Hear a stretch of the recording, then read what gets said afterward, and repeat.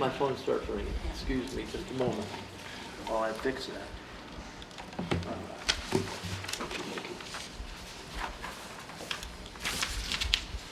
Ms. Leslie, will you call the roll, please?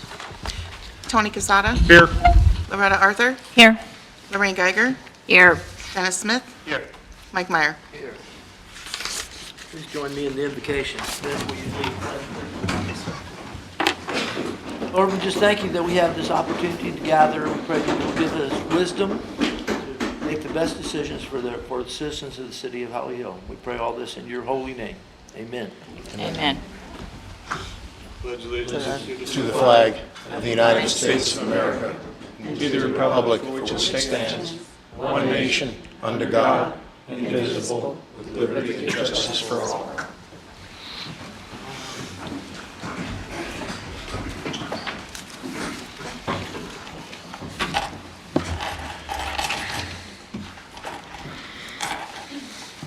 First item of business are the minutes. Did everyone get a chance to look over them? Were there any additions, corrections, deletions? They look good to me, too. Do I have a motion to approve? Motion accept. I have a motion to approve. Do I have a second? Second. I have a motion and a second. All in favor say aye.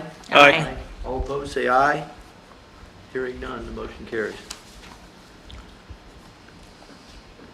Okay, Mr. Walker, agenda item number 1. You're up, please. Yes, Chairman, this is a variance request for the property at 817 Magnolia Avenue. Just a couple of quick facts about the property. It's part of a plat, the Sherville Park plat that was approved by the Holly Hill City Commission on May 16th, 1924.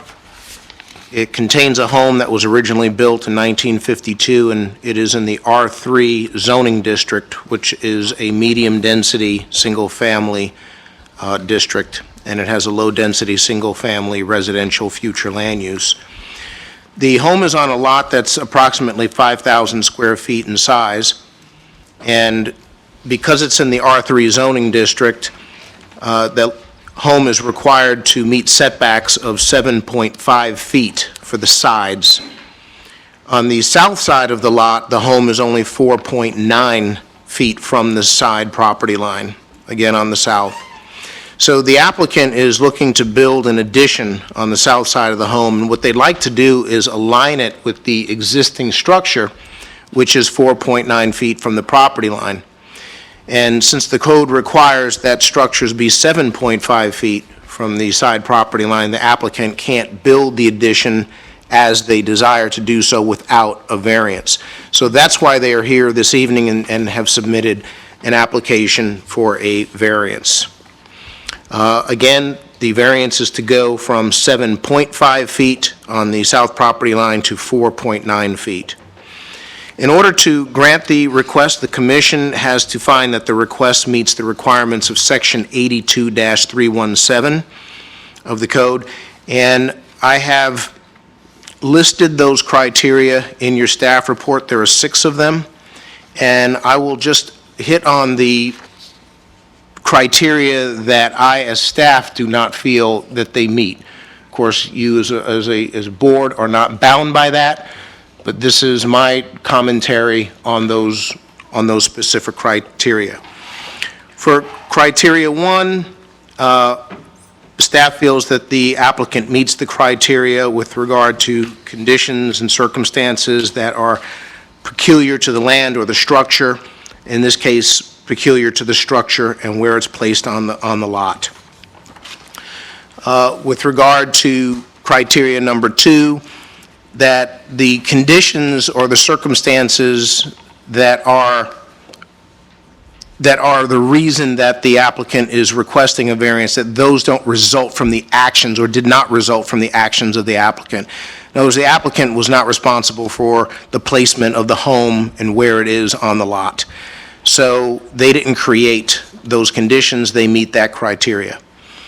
Now, criteria 3, that says that granting the variance requested will not confer on the applicant any special privilege that is denied by this subpart to other lands, buildings, or structures in the same zoning district. Staff's commentary is that the lot is considered to be legal nonconforming, and construction on legal non-conforming lots is governed by Section 114-31, titled Nonconformity. That section of the code states in part, in any classification, principal and accessory structures otherwise authorized under this chapter may be erected or constructed on any single non-conforming lot if all classification requirements other than lot area or width are met. So staff takes this to mean that construction on a legal non-conforming lot is permitted if it does meet the current setbacks. It would be required to meet the current setbacks. But the applicant can seek a variance if they feel that they cannot meet the setbacks due to some special circumstances that prevent it. But staff doesn't see any special circumstances that exist that would prevent it, and therefore it's staff's opinion that granting the variance would confer a special privilege on the applicant. So I do not feel that they meet the third criteria. The fourth criteria says that a literal interpretation of the provisions of the subpart would deprive the applicant of rights commonly enjoyed by other properties in the same zoning district under the terms of this subpart and would work an unnecessary and undue hardship on the applicant. Again, it's staff's opinion that the applicant is able to build the desired addition while meeting the 7.5-foot setback, and therefore it would not be a hardship or deprive the applicant of any rights that are enjoyed by properties in the area under the same zoning district.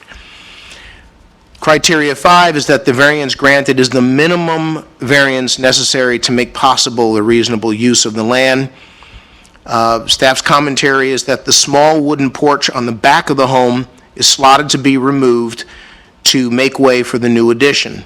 So this means that allowing the 7.5-foot setback for the setback and 5 feet of separation from the garage that's on the north, an additional approximately 17 feet wide or area could be built.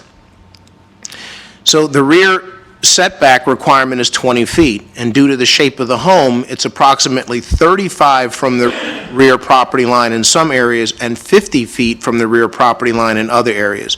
So given these circumstances, there doesn't appear to be a substantial impediment to meeting the required setback. And finally, criteria 6, that granting the variance would be in harmony with the general intent and purpose of the subpart and the city's comprehensive plan, and that such variance would not be injurious to the area involved or detrimental.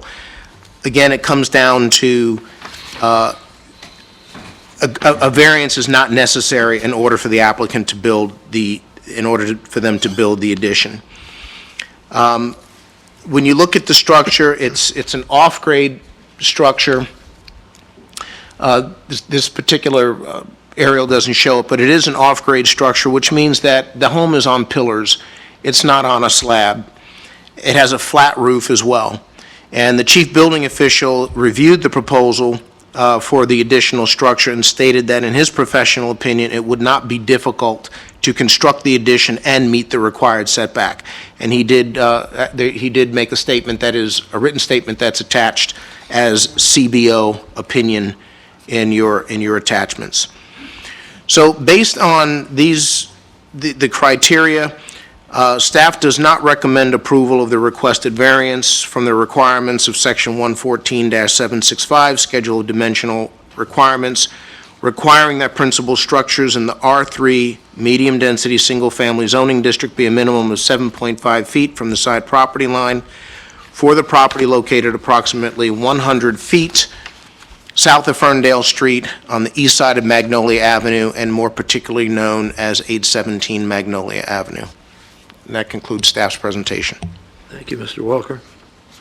Is there someone here who would like to speak for Mr. Moore? Would you tell us your name and where you're from? Donnie Moore, 732 Mason Avenue. I'm here representing Mr. Berbetcho. Thank you for your comments, Mr. Walker.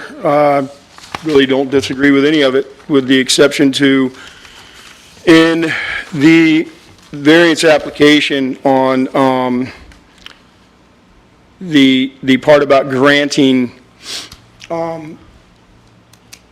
something to a citizen that is not afforded to another citizen.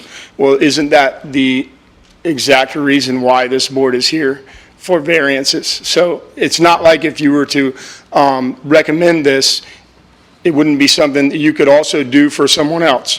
What Mr. Rebecca is asking is, the way this house sits, it's roughly 5 feet, 4.9 feet off of the south property line, but it jogs back in. He's wanting to put an addition on there, and in order to put that addition on, he would like the south side of the house to continue all the way to the back. By doing that, he's asking for 2 feet. The whole rest of the house is already sitting at 4.9 feet. So it's not impinging any further than the structure already is, and I fully understand that it's a non-conforming structure. But we're talking 2 feet, and the property has been completely renovated with permits, and he's doing more renovations, adding value to the neighborhood, and it's a win-win for everyone. So, yeah, I completely understand everything you're saying, but the whole reason we're here is for variances, to afford someone the ability to do something that is not currently allowed within the code. I have a question for both of y'all. Yes, sir. Is there anyone in the immediate area that has received a variance like this previously? Not that staff is aware of. Did you check into it, Donnie? Excuse me? Did you look around and see if anybody else had done No, something like not to that? my knowledge. Okay.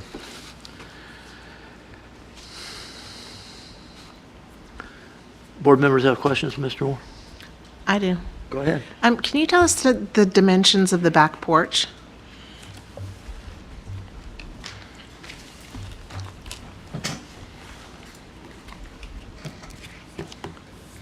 The back porch is,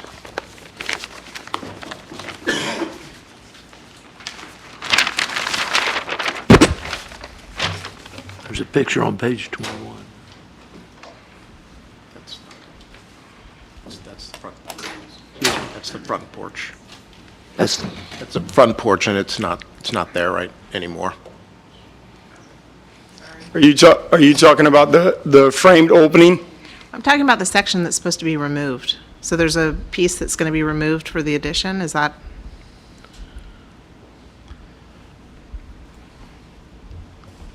I'm not showing it here on my plans, on these plans. Can you give me a rough estimate of what that would? It looks like, looking at the survey that's in your agenda packet, packet page 21. it's 8.1 feet. Roughly 5 by 8? It's 8 feet this way. That's 3.6. Can you blow that up? That's a little more. Am I 6 by 8 maybe? 6 by 8 wood porch. Do you see the survey that's in your agenda? Yep, I'm looking at this right here. Yeah, okay, yes. And so I think, going from across the width of the lot, it looks like that's 8.1, if that's the porch, wood porch is supposed to be removed. Is both things identified as a wood porch? Yeah, I being have it removed? here on this survey. Yeah, so both things that say wood porch are being removed? Yes, sir, 8.1 by 8.3. Yeah. Is that what you're seeing, Scott? I see the 8.3, I just didn't know what that went to. Yeah, that could be about right, maybe. So it's basically 5 feet in depth.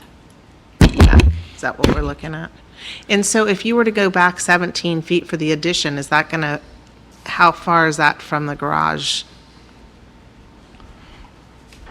I know I'm asking technical Well- questions, but I'm just wondering, is it feasible to move it over and have it conferred to the setback and just be jogged a little bit, or is that going to prohibit the The issue whole- for us is the roof line.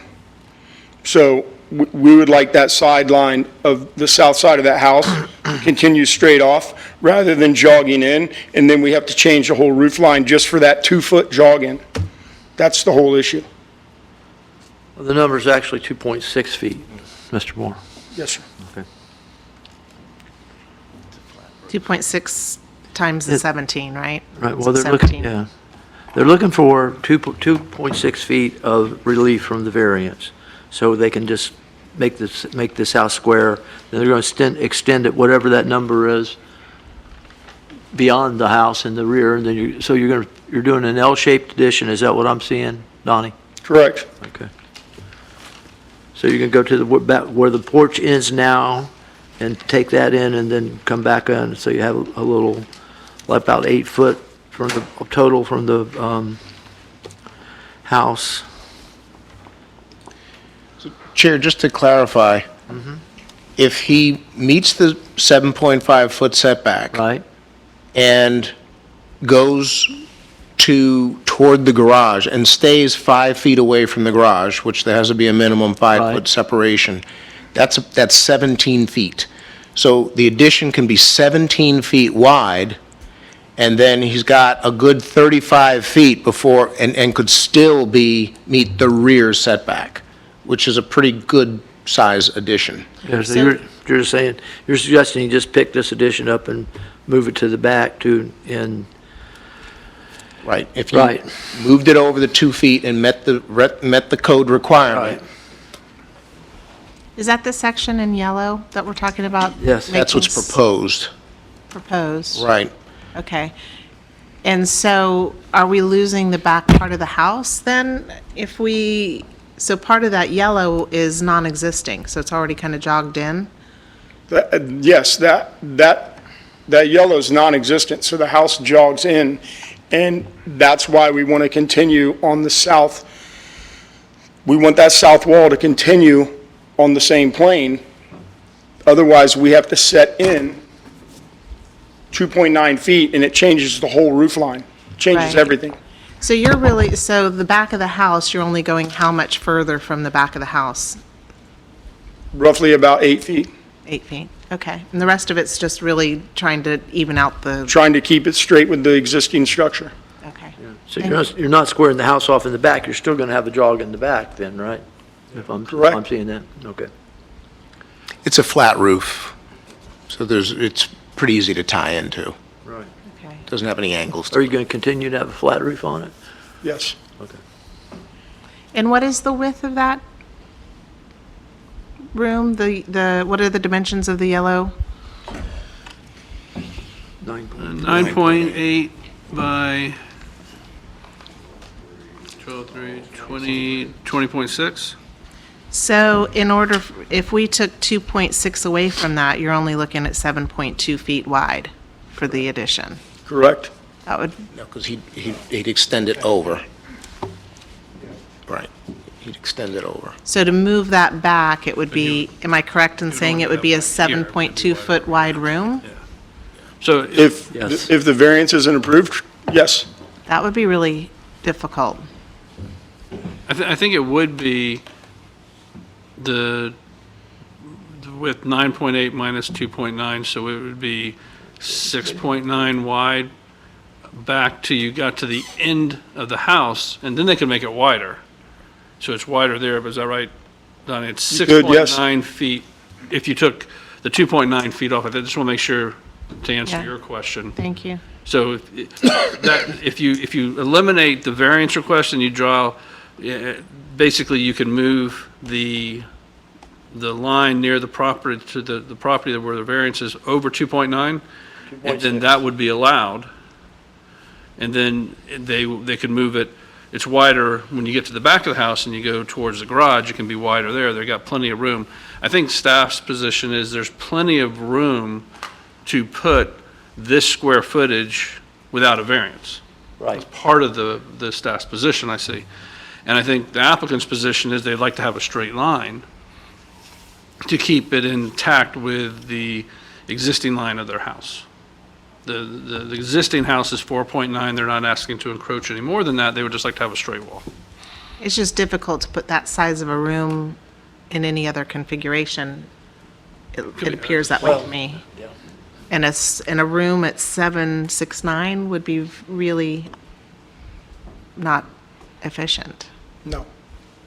I think that's right, I'm just taking 9.8 minus 2.9, I think we get down to 2.6. 2.6. It's 4.9. 2.6, okay.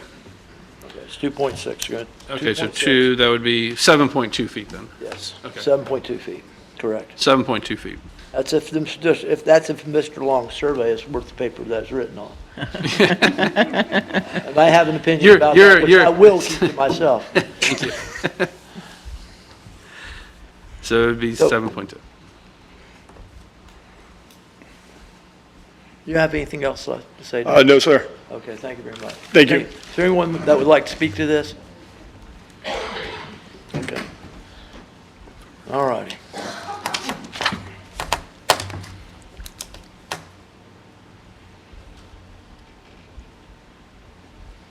I have a question. Please ask it. On the other side of the house, I'm assuming that's the driveway going back to the garage? Is that correct? Do we have a picture that shows the interior layout of the rooms inside the house? You know, what is the purpose of this room? What is it going to be, a bedroom, a kitchen, or a bathroom, or Question, all what? right. The purpose of this room is to be an additional bedroom. And that's, like Ms. Arthur said, it's, without the variance, it's really not much of a room. 8 foot, yeah. Thank you. Yeah, our position, there's plenty of square footage around it. Any more comments? Tony? No. Loretta? No. No. All right. Well,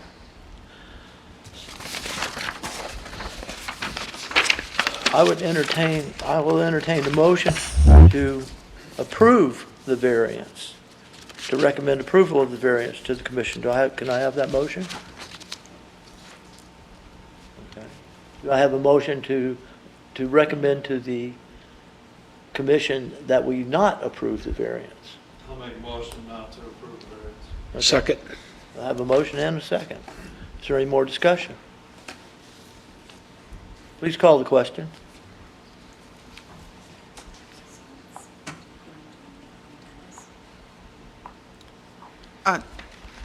I'm sorry, Dennis Smith? Yes. Second, Tony? Yes. Loretta? No. Lorraine? If I say yes, am I approving it or disapproving? Proving that we were saying Approving the no. motion, which Okay. is to deny. Yes, The motion is to deny. yes. So you're saying yes. I too say no. But the motion carries 3-2. Okay. Thank you, guys. Thank you very much. And it goes to the commission on what day? November 28th. It goes to the Don, it goes to commission November 28th. 20th, okay, you got it? Thank you.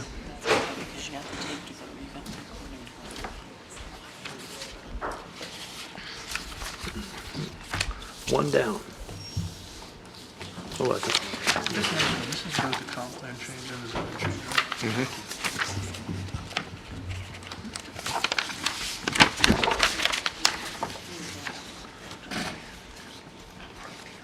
All right. Mr. Walker, we're going to talk about ordinances? Oh, no, I'm sorry, 87, no, right, ordinances. Number 1, You want me to? please. Okay, so these are two ordinances. One is a small-scale future land use map amendment from low-density residential to low-medium density residential, and then there's another separate ordinance to enact a rezone from R2, which is low-medium density single-family residential, to an RPUD, which is a residential plan unit development. And currently, this is for an area that's covering 8 lots, together totaling approximately 2.11 acres, and it's located about 400 feet northwest of 3rd Street on the west side of Center Avenue, in an area that is depicted in Exhibit A. Basically, the property at this point is undeveloped. 6 of the 8 lots are part of a plat that was approved on October 11th, 2005, and 2 of the lots are part of the Mason and Carswell's plat that was approved sometime in the early 1900s. The applicant has purchased the lots, and they would like to develop a 17-lot townhome community. The property does abut residential homes on the north and west, or, I'm sorry, on the south and west, a retention pond on the north, and then Center Avenue and some homes on the east. So right now, the property being zoned R2, it only permits single-family residential homes. Because the applicant's looking to do 17 townhomes, which would be arranged as a group of 4 buildings, they need to rezone the property. Now, we do have 2 zoning districts that allow townhomes. One is R4A and the other one is R6. But those are straight zoning districts. They're called straight zoned, and they don't allow for any flexibility with regard to development standards. This particular project wouldn't fit into either one of those zoning categories because they need flexibility with regard to the rear setback. They're proposing a 10-foot rear setback, and they need flexibility with regard to the dwelling units per acre, because the R4 zoning district, although it's a zoning district and not a future land use, the zoning district itself has a cap of 7 dwelling units per net buildable acre. The applicant is proposing 9.71. So that's why they're doing an RPUD. They're also, again, seeking to increase the permitted density from a maximum of 6 dwelling units per net buildable acre, which is what is allowed under the low-density residential future land use, to a maximum of 10 dwelling units per net buildable acre. So that's the future land use or the comp plan portion of the request to increase the density. There is site information in your staff report. I won't go over everything unless you have a specific question. With regard to the surrounding zoning districts, there is a table called Zoning and Land Use Table that shows the surrounding zoning districts.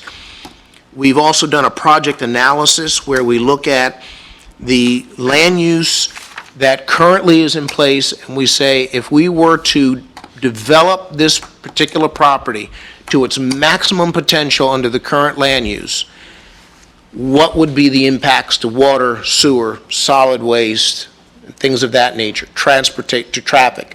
And then if we were to develop it to its maximum potential under the requested future land use, what would be the impacts?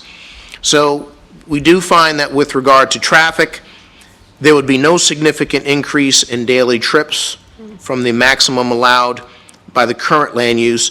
There is an Exhibit H supporting details. It's titled Trip Generation, and it shows why we make that statement with regard to there not being a significant increase in daily trips.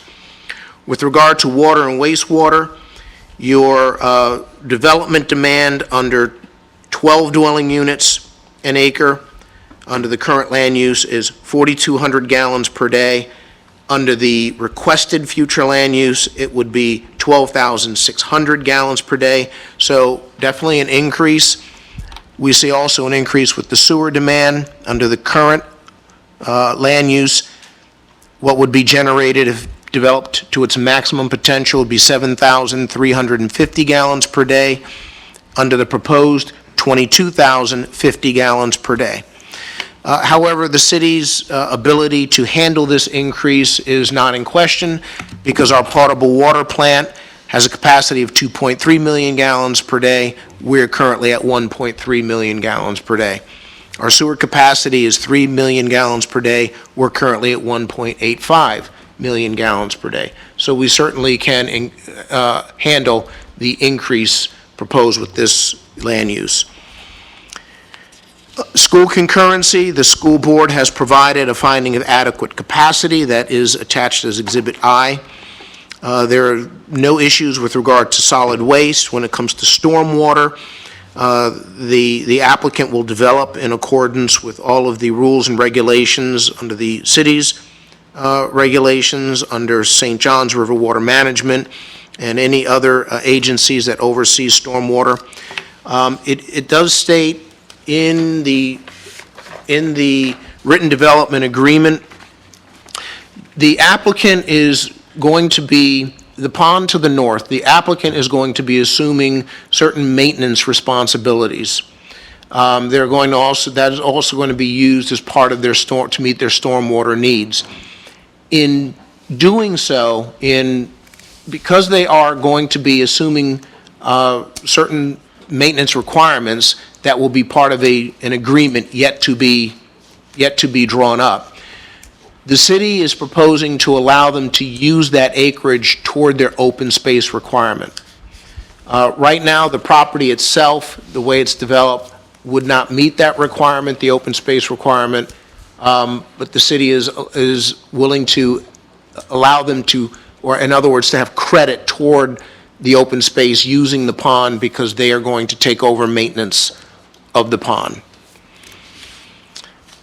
We also look at whether or not they meet the Florida requirements statute with regard to urban sprawl, and the amendment does not represent any leapfrog development or premature development, and it does promote efficiency in the use of urban services.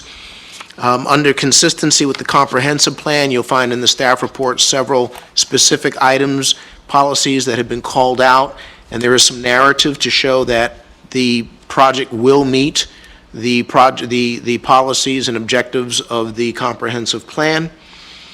So, in all, staff finds that the requested small-scale future land use map amendment is consistent with the comprehensive plan. When it comes to a zoning perspective, the RPUD, does that make sense? Is that an appropriate zoning district for the area? The applicant has provided Exhibit J, which looks at specific criteria that are listed in Section 82-372 of the Land Development Regulations, and the applicant shows, and staff agrees, that the RPUD zoning designation is appropriate for this area. Because of that, staff will recommend that the commission adopt an ordinance of the City of Holly Hill, Florida, enacting a small-scale future land use map amendment from low-density residential to low-medium density residential for 8 lots, together totaling approximately 2.11 acres, located approximately 400 feet northwest of 3rd Street on the west side of Center Avenue and depicted in Exhibit A, and a second ordinance enacting a rezone from R2, low-medium density, single-family residential, to RPUD, residential plan unit development, and approve the associated preliminary plan and written development agreement for 8 lots totaling approximately 2.11 acres, located approximately 400 feet northwest of 3rd Street on the west side of Center Avenue and depicted in Exhibit A. That concludes staff's presentation. Thank you, Mr. Walker.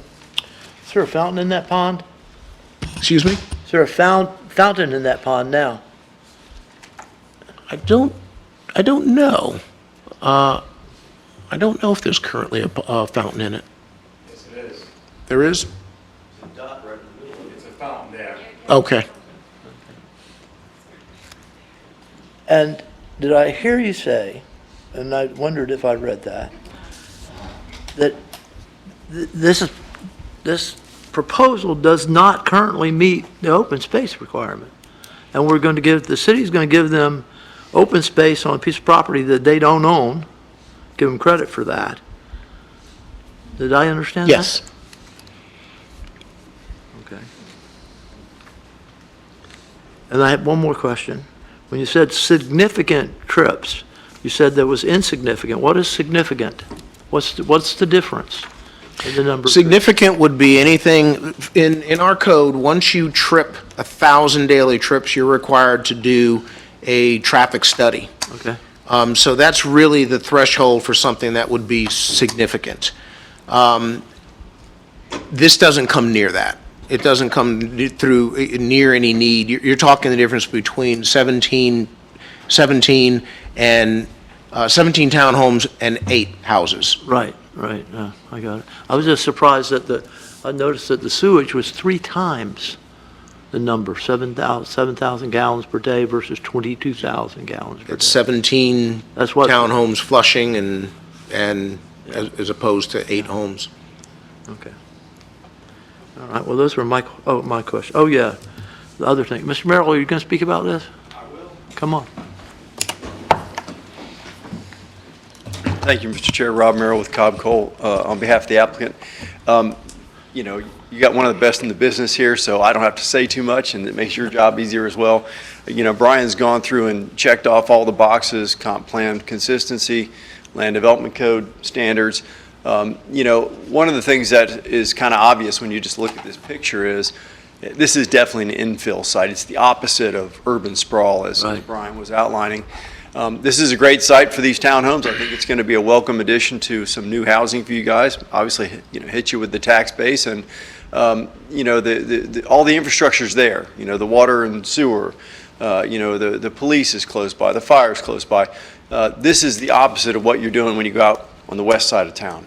So this is the right place. I think, you know, a lot of smart planners like Brian say density is not the enemy, and it's not in this kind of context. As a matter of fact, it's the right thing to do, I think. I think it's compatible with what's around it. Your question about the open space, you know, frankly, I think there's a lot of open space behind this, and us taking over the responsibility of it is kind of the same as if we did it ourselves. But at the end of the day, that is the proposal. So hopefully you guys are okay with that. So if you have any questions for me, happy to try to answer them. Significant flooding in this area, is that taken into account? Absolutely, of course. Yeah.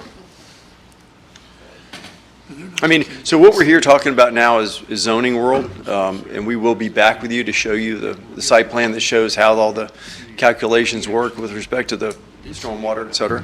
I understand. I understand, but when we approve this zoning, or recommend approval of this zoning, then the cat's out of the bag. So Well, the zoning then becomes in place. It's not specific to you. We have done that before, where we have given a specific zoning for a specific thing. I think of the RV park, for instance, where we fix that zoning so it could happen, but it could only happen if those folks did it. It wasn't appurtenant, right? If my recollection of that's correct. We don't do anything for a particular person. It has to be that kind of project. You know, we did something that was for an RV park. Right. Didn't matter who did it. Right. So, but it had to be an RV park. But it had to be the Had to be an RV RV park. park. But my point now is that once this is changed to this RPUD, then it's the RPUD forever, right? Not just their project. They decide they don't do it, then we move on, right? That's true. That's the same with it stays in RPUD, just like the RV park. Right, that's what It that's still my stays the point. same, yeah. That's exactly my And point. they have to come back through a process to amend it. Okay. Yeah, if somebody else. But wanted coming to through do- the RPUD, excuse me. Go ahead. Coming through the Preliminary RPUD plan. gives us great control over what they can do inside of it. We can control that because we're not, Within the guidelines of the written development agreement. So the written development agreement that we have identifies very specific things such as setbacks, the size of the town, that type of thing. That's what we can, that's Control. specific to the project. That's Yes. specific to the project. But the RPUD is the general. Each RPUD has its own template. So this is a custom zoning for this piece of property, different from all others. Right, I understand. The basic framework for it is you put the terms of it in this development order that we're talking about tonight, and it does things like puts additional landscaping on Center Street and things like that, or different, whatever architecture you might like. Those kind of things get put into a PD agreement, whereas with the straight zoning, it's just what the book says. So that's why we're here, to do something different and we think unique. and we have a preliminary plan. Can you pull up the preliminary plan so that we can kind of get a depiction? Because this is just a blank. Sorry, I thought you had that up there. That's a good idea. I have a copy. here, okay, found it.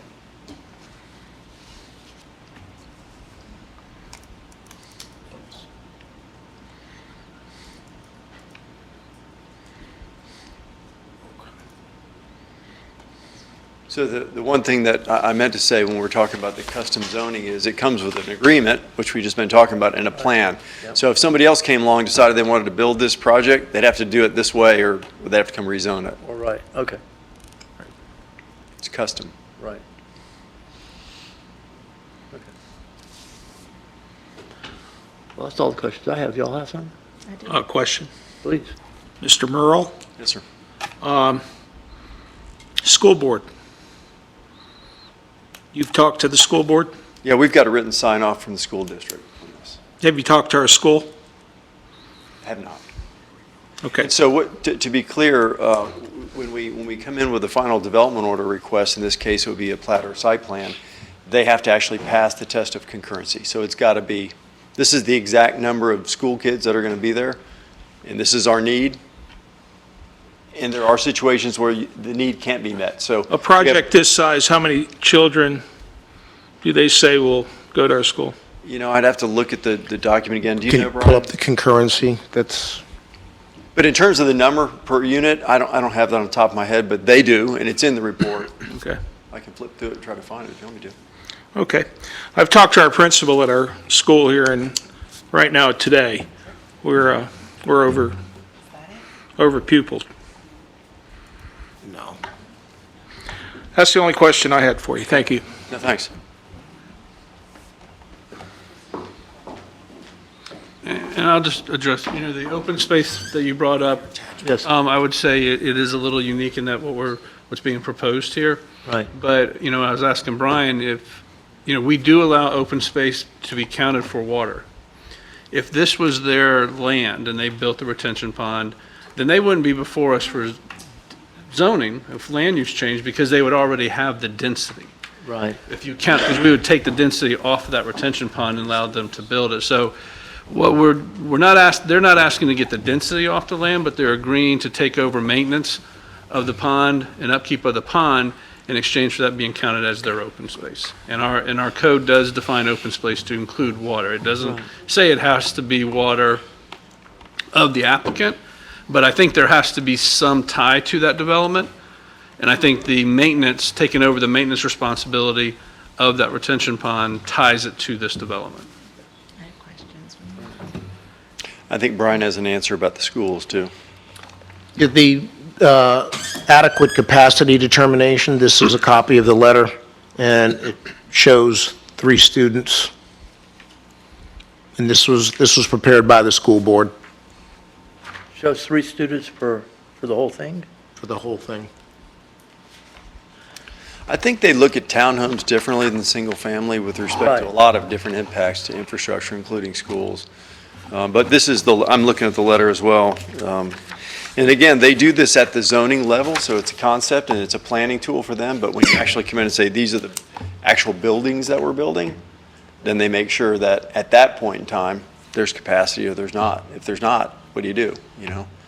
We're hitting some of that in various places around here, so good point.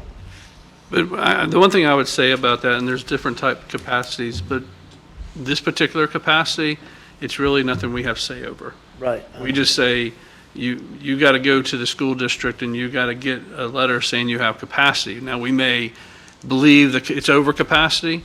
We may think not like the formula the school district uses to come up with capacity and what their plans are, but it's not something we have any jurisdiction over. We just have to accept it. Once they come back and say, yes, there's capacity, or no, there's not capacity, they're the final arbiters on that. Right. But it could influence our opinion of whether we recommend it for approval or disapproval. One way- It shouldn't, no, because the question is, if It's a you're yes or basing it no on question. school capacity, I would say no. No, Because there's no substantial competent Right. basis to say there's not adequate school. right, staff. right.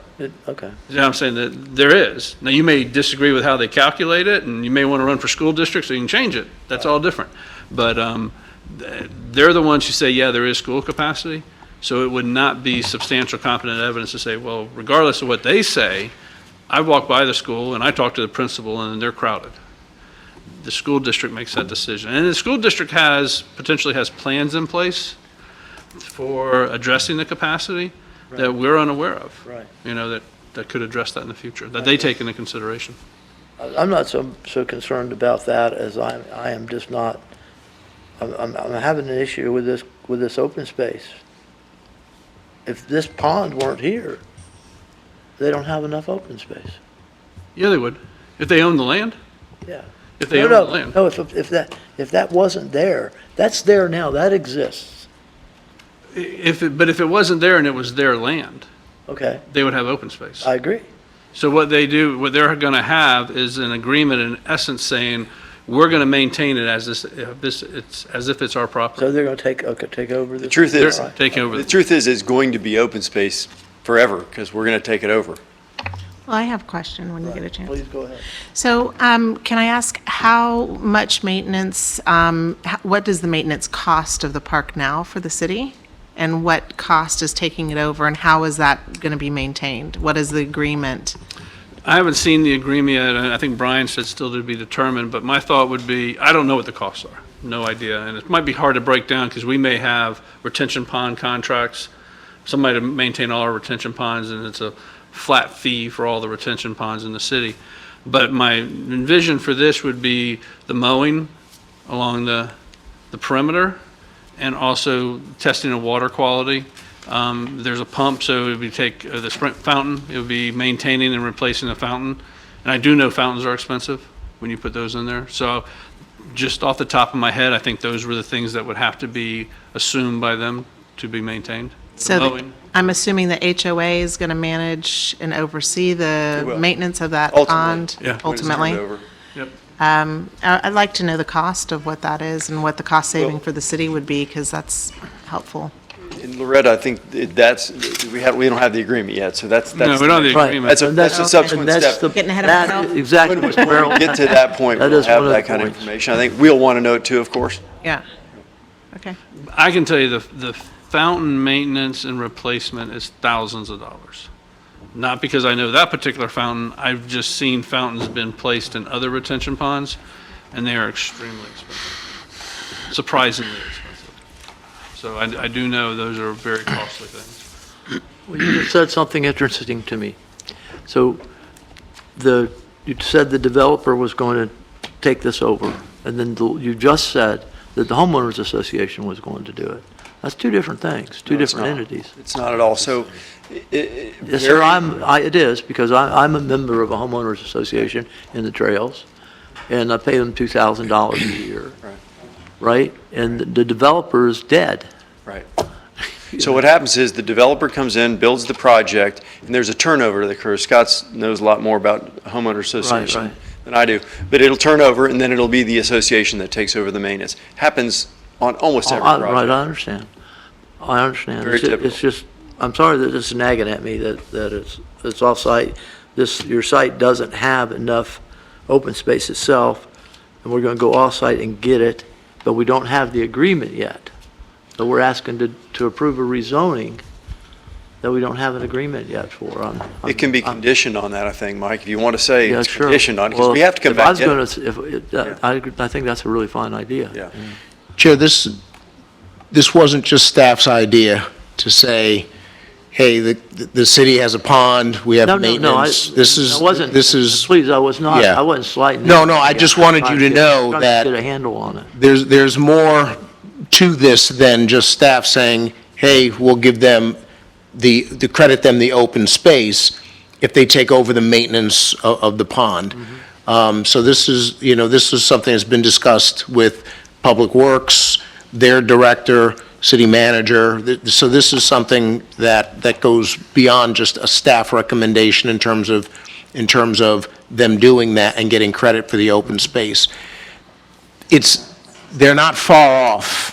They're not far off in terms of being able to meet the open space requirement. Right, because wasn't it only a 15% open space requirement? It's 15% common open space, which is something that is open space that everybody can use. So a dog park, an amenitized pond. An amenitized pond is very often that requirement. Right. And so what this does is, keep in mind, they're coming in, they're going to be making improvements to that area because the project itself is going to be using the pond as part of their stormwater requirement.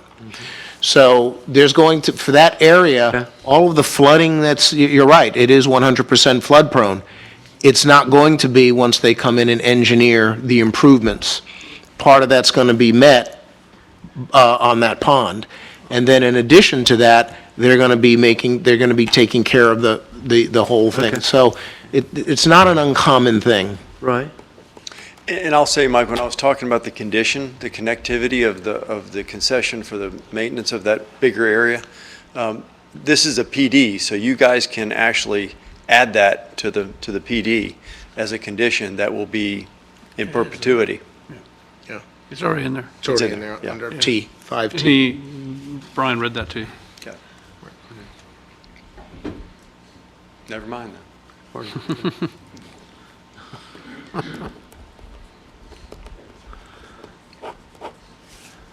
Questions? No more questions? Thank you, Mr. Mann. Okay. How many units would you have to lose to put the retention pond on your own property for that area and have your open space requirements? The engineer's not here with me, so I don't know what you'd have to shift around to do that. We think this is a good solution. I think that like Brian said, the city manager and some of the others that have been in this conversation, I think it's a good idea. They like to not have that responsibility, and this creates a lot more open space than I think we have to have. So I think it'd be a great project with that open space behind it. You guys get to judge. You're the judges here, so. I think it's a great infill project. I think it's the right thing for this piece of property, and I think it'll be a good addition to the city. May I make a statement? A statement? Okay. I just want to say, because I asked about the maintenance, I'm always for taking city, costs and putting them on a developer or development. So I like that concept. The space is already there. It's existing. It's not going anywhere.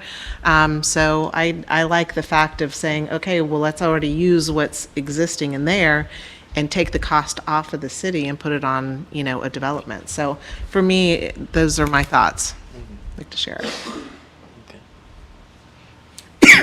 Thank you. Thank you, Mr. Mayor. Is there anyone who would like to speak for this? Yes, sir. We'll go one at a time, and I said 4. Okay. Tell us your name and where you're How you from. doing, folks? I don't think he's speaking for it.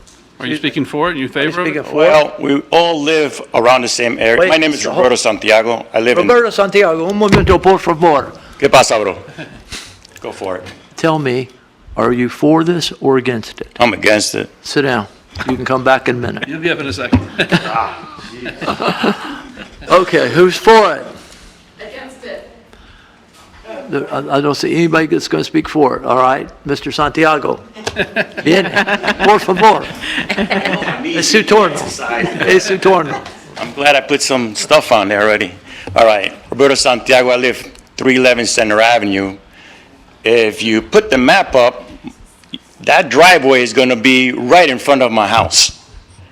Now, traffic-wise, I'm retired, the wife's retired, and we know about the traffic on Center Avenue. Not only cars, motorcycle, bikes, people walking, kids going to school.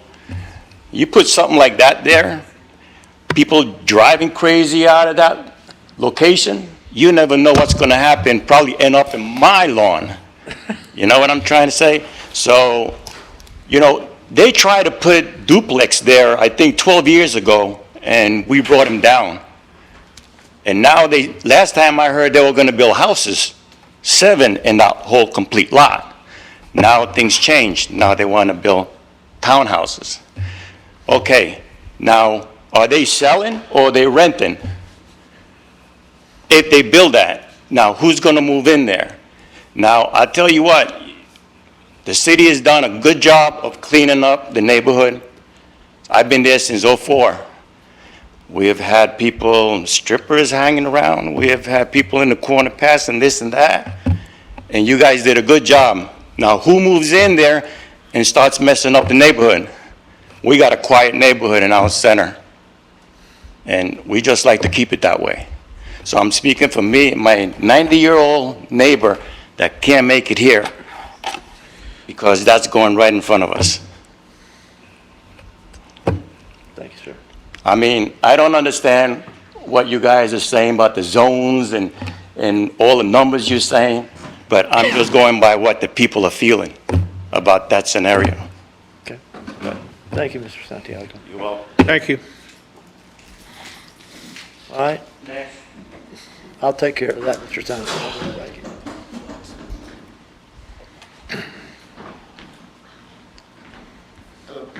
I'm Bucky Fulford. I live at 610 3rd Street. In this field with, Say that a little slower, please. 610 3rd Street, sorry. Start with your name again. My name is Bucky Fulford. Bucky Fulford. Yes, sir. Okay. Aye. They always mess that up. Okay, the field backs up to my house, and we have really major flooding problems already. It could just be an afternoon rainstorm, and my backyard floods.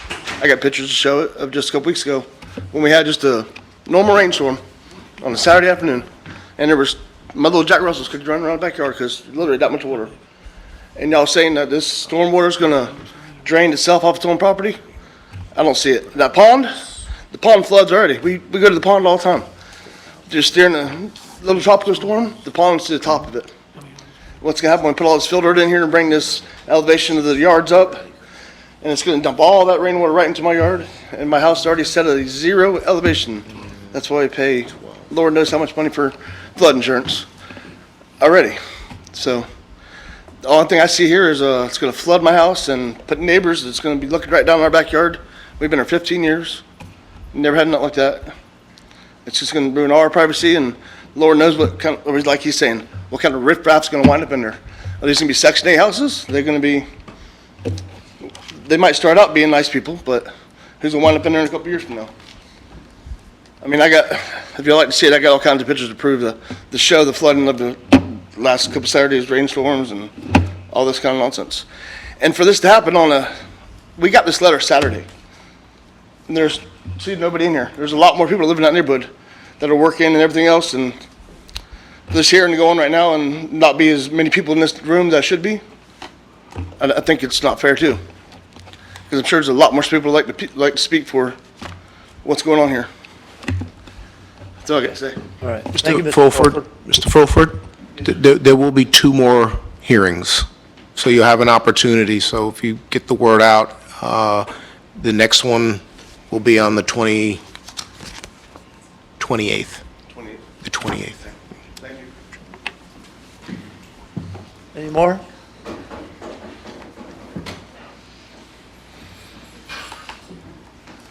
Hi, my name's Elizabeth Hudson. I'm at 436 Center. My house backs up to the retention pond.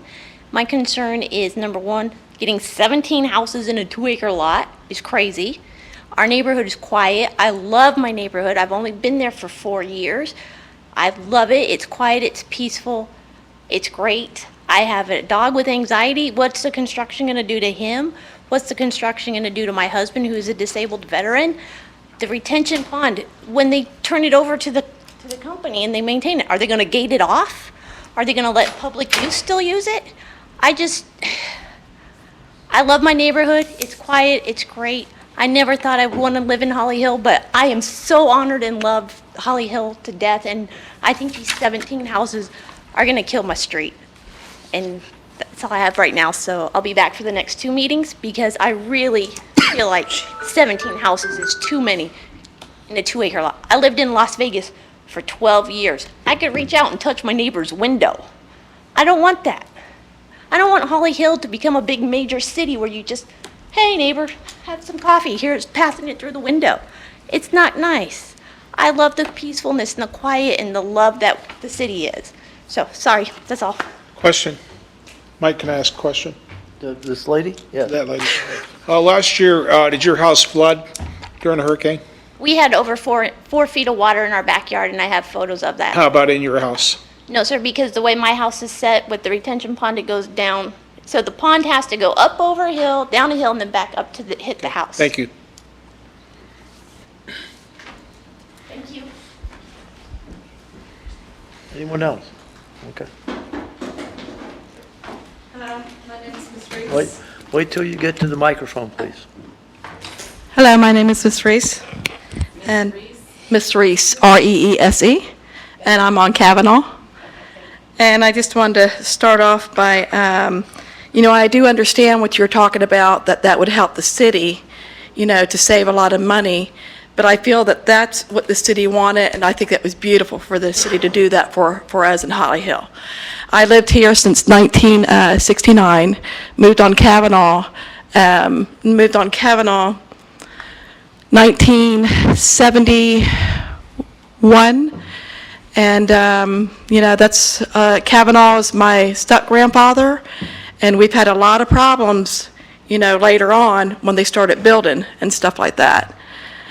And my father was the one that spoke up with the city a long time ago about the ditches and everything, because he's an engineer. And he's a diesel mechanic for the school bus. I'm a little bit nervous, so please forgive me. But like the house at the end of Kavanaugh, it should be condemned because we're flooded so much. I'm very concerned about my fellow neighbors. I really am. I love my neighbors, and I love Holly Hill. And then, we used to be called the Holly Hood, when we were kids.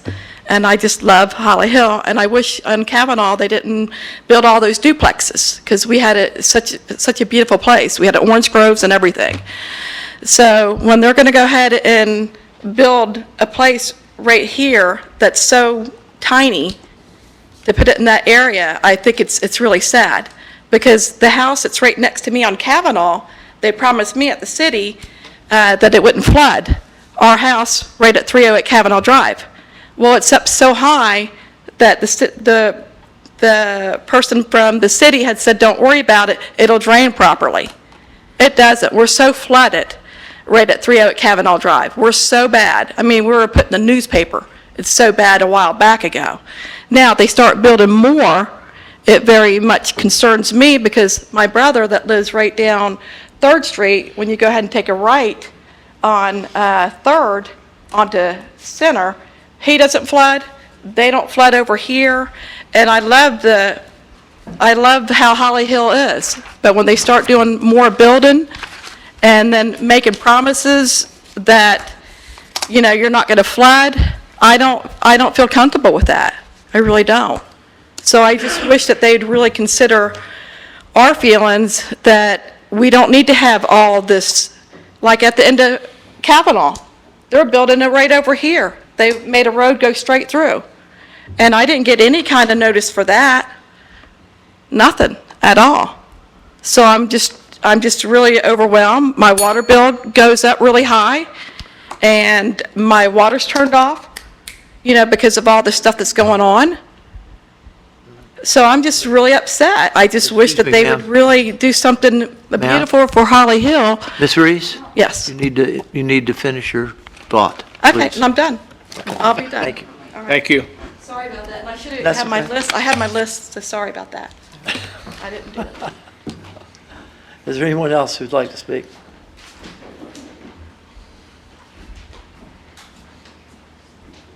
Hello, my name's Alan Schablum. I live at 610 3rd Street as well. And my only concern is the flooding. I've seen it. The pond overflows during rains. I mean, you put these apartments here, they got to bring it up to elevation, whatever, and it's going to wipe us out.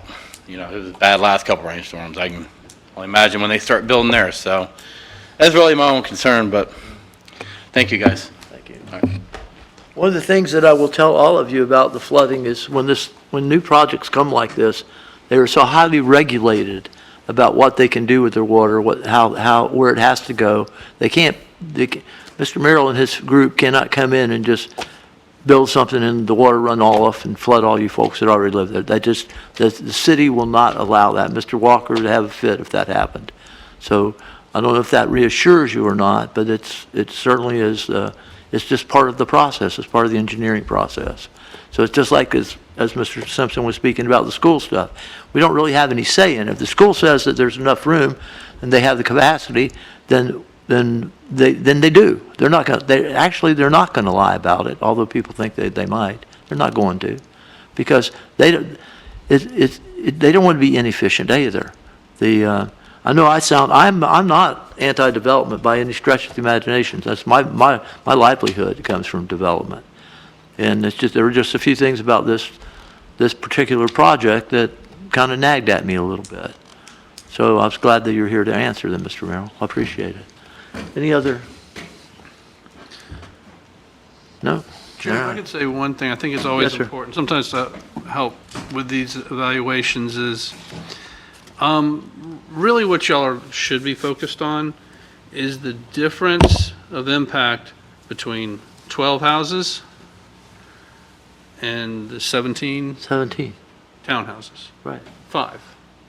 That's the difference you're talking about. Well, Scott, I will stop to point out I know that's the issue, but the sewage in itself, it was 3 times the difference, 3 times. 7,000 But- gallons versus 22,000 And I guess what I'm gallons. talking about is some of the comments, you have to distinguish from comments that object to any form of development at all. Right. The comments about flooding, if you built 5 houses, you would have those comments. The comments about what's the construction Absolutely. going to do, so, disturb my husband or disturb my dog, the construction activity. Right, There's a right to develop there. absolutely. So there's a right to develop on that property, and there's a right to develop 12 houses without coming here, talking, just go and do it right now. They could go do that. So I really didn't what hear we're my talking about is board going from I didn't hear 12. my board doing that, nor did I hear me doing that. No, I'm just trying to focus you on basing on the comments I heard from the Right, public. right, okay. And I always just want to re-steer to say that the question is not no development or development, it's what are they allowed to do and what are they asking to do? Right. And what's the difference in the impact? I would agree with you. I don't think the impact of 5 townhouses would generate 3 times as much sewage. I just don't believe it. Now, I don't know, does that mean the 3 times as much is too high? Or does it mean it really should be lower and closer to the 12 houses? But the key point, I think Brian was trying to make, even at 3 times, we have the We capacity. have the capacity, We have the right. capacity.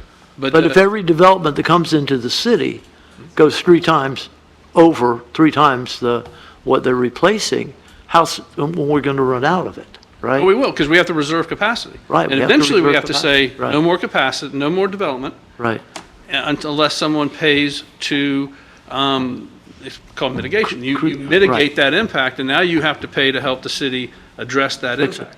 and that's kind of what's happening with the pond here, right? Essentially?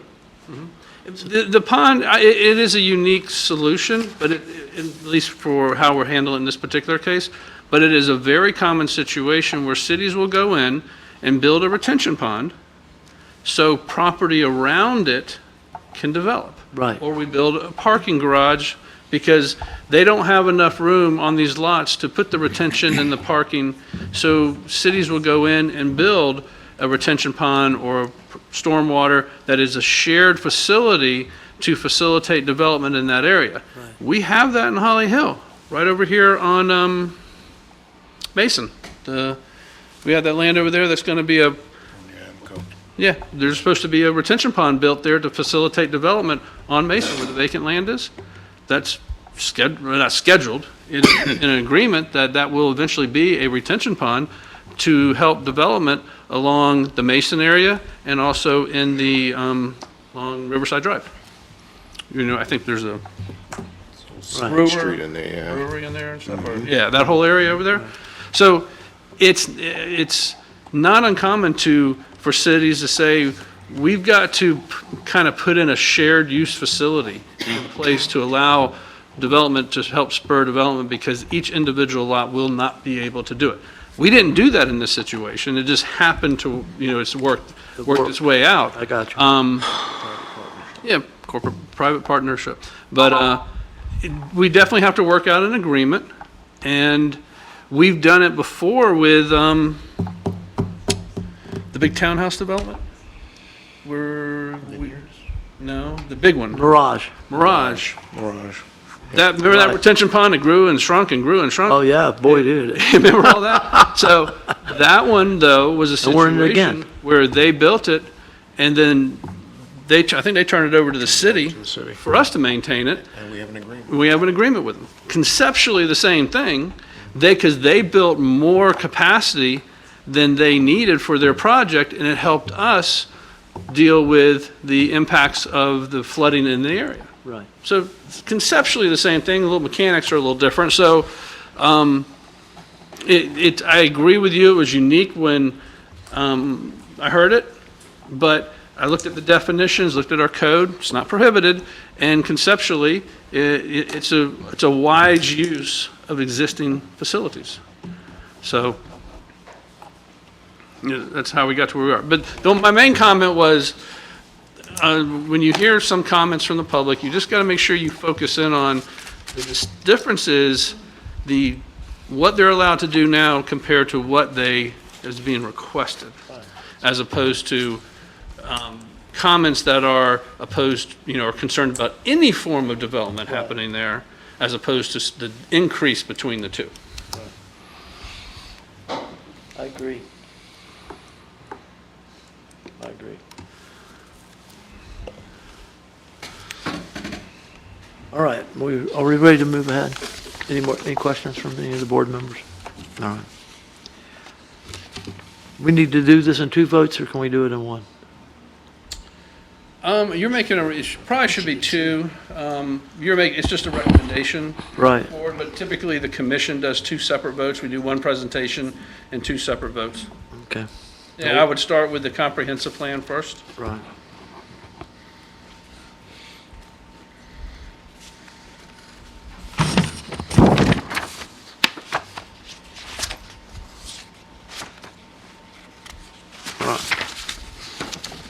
So that's number 1.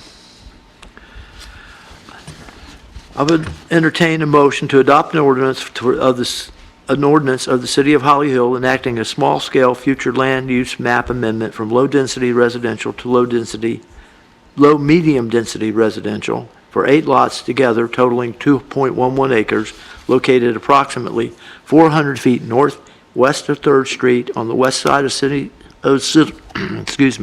Center Avenue and depicted in Exhibit A. We have Exhibit A up on the screen, please. No, he's asking if you can bring up Exhibit A.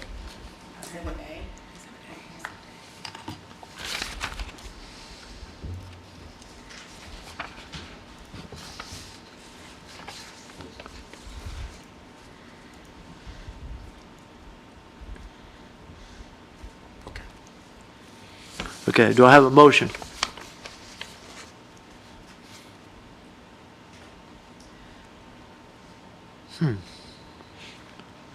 Do I have a motion to approve, recommend not approving this ordinance of the City of Holly Hill? Make a motion to deny.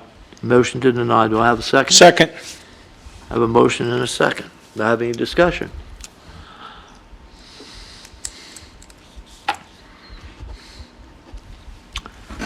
I would recommend including kind of a discussion as to the grounds for denial, outlining the basis for the motion to denial. Right.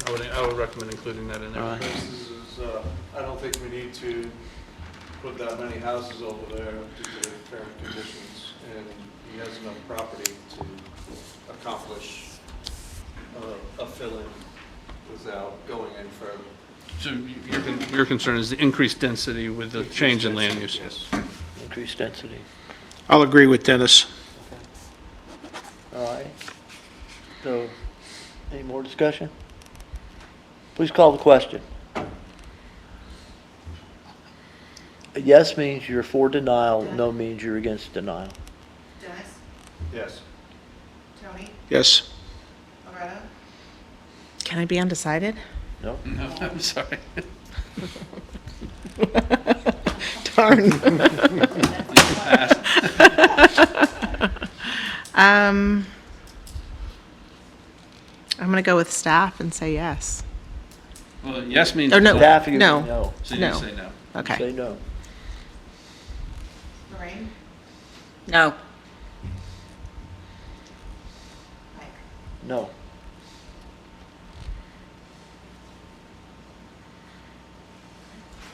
So the motion to deny. So the motion to was deny denied. failed. Yeah, failed. Exactly correct.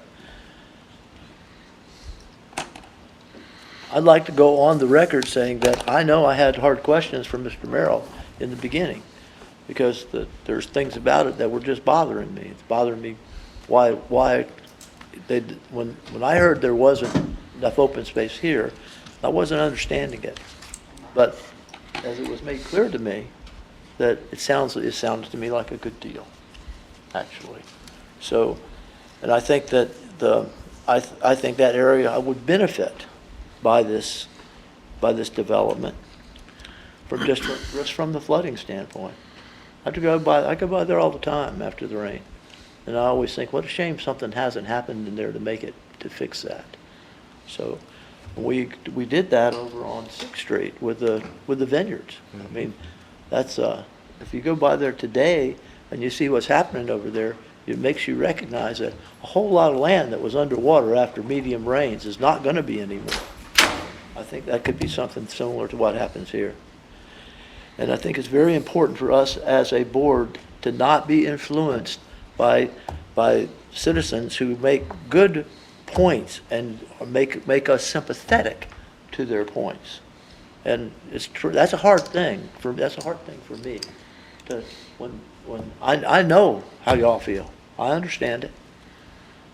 But sometimes that just doesn't, that's just as Mr. Simpson said, it doesn't, for the good of all of us, even for your good, even though you can't see it at the moment, that, I know, I don't blame you for being dubious, but I think this would have been a good deal, so that's my statement on the record. Okay, so that's our recommendation is we don't have a recommendation. You could also ask if somebody wants to make another, you request again if anybody wants to make a motion to approve. Okay, again? Okay. Okay. Would anyone be interested in making a motion to approve with qualifications that? But it was a motion to deny. And it was three to deny the motion to deny. So we have no motion. Right, we have no motion. Oh, okay. The motion, his motion was to deny the project. So 3 people Two denied, voted yes, 3 voted no. right, 3 voted, so So we I have, would entertain a motion, again, I would entertain a motion to recommend approval. The chair can't make a motion. I was gonna say, there's only 1 or 2 of y'all can make it. That's exactly right. One of you or the other, you voted against the denial. You know, I'm not saying you have to. Right, I'm not saying you have to either. I'm just saying that Okay, well, we have no motion then. so far, Let's I haven't move on. given up yet. You haven't given up yet. Not quite. I'll make the motion You'll make a motion? I need a to second. approve. I'll second. Okay, I have a motion and a second to recommend approval. And this is just of the comprehensive plan. Right, just of the comp plan. So the future land use amendment. Is there any more discussion? Call the question, please. Ray Geiger, Yes. Loretta, Yes. Tony, No. Dennis, No. Mike. Yes.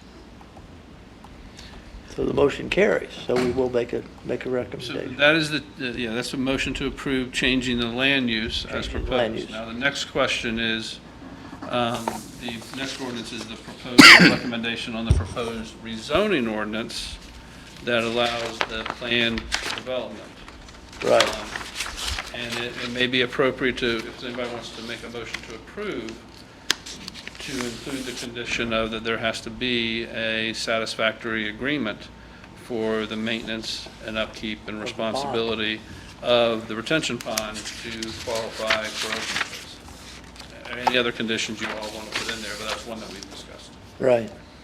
Pond condition. And it's in the development agreement now, but we just don't have that agreement in hand. But that agreement in hand needs to be finalized. Mike, if I may, as a city clerk, what just took place to begin with, you're trying to help Leslie, for minutes purposes. Can somebody just kind of clarify as to what just took place? Sure. Because I'm not going to really be able to help her even as a Sure, city I can, clerk. the, I'm totally confused. right, okay, the first motion was to deny. Okay, deny the project altogether? To deny the comprehensive plan change, the Comprehensive. first item. And that had 2 yeses and 3 nos. Okay, The next motion was to approve the comprehensive plan. okay, That received 3 yeses, 2 nos, so that passed. So the denial failed, the approval passed. okay. Got that? It's a little better. Some jurisdictions only make the motion in the positive, and they don't allow negative motions, where, so a voting no on a positive motion, can occur. And so but that doesn't, the concern I have with that is if you just have a positive motion that gets voted down, and you don't do anything, then you don't have a motion to deny, and you don't outline the grounds for the denial, which are important if there's going to be an appeal. You've got to justify the basis of your denial Right. in the record, so when it goes up on appeal, it can be defended. So that's why I really don't like that process. I agree with you. So now we're back to the second motion. Now we're back to the second one. So second ordinance, this is the rezoning. This is the rezone. We're going to change it from low density to, or we're going to recommend a change from low density to low to medium density. No, that was the first one. We're going to do Oh, I'm sorry. rezoning to plan. From R2, low medium density to single family residential RPUD. Yes, Right. right. So, I would entertain a motion to recommend approval to the commission to enact a rezone from R2, low density, low to medium density, to single-family residential, to RPUD, residential planned unit development, and approve the associated preliminary plan and written development agreement for 8 lots together with, although we haven't seen the written development agreement. We do have the written development agreement. What we don't have is the agreement to take over the retention pond. Okay. We do have the written development agreement, yes. Conditional to the pond being taken over. Conditional to the pond being taken over. On the 2.11 acres located approximately 400 feet northwest of 3rd Street on the west side of Center Avenue and depicted in Exhibit A again. Do I have a motion? Can I clarify them? You certainly may. Well, to clarify that they're taking over the maintenance and not taking over ownership. Maintenance. Maintenance right now. Maintenance. Maintenance. I just want to Right. clarify that in the motion. Right. If it evolved into ownership, we would have to retain the capacity that we currently have to continue discharging in there. I've been sitting here thinking about that, but that's not what's being discussed. Right. I just want to clarify. They're just going to make it work. They're going to keep it working. I like that And they're we're going not to gonna spend the pay money. for it. Yeah, I That's, like it. I like that part. So are you making the motion? I will make the motion, yes. Okay, do I have a second? I'll second it. I have a motion and a second. Is there any more discussion? All right. Please call the question. Yes. I'm sorry, Loretta. Yes. Yes. You had to vote twice. Yes. No.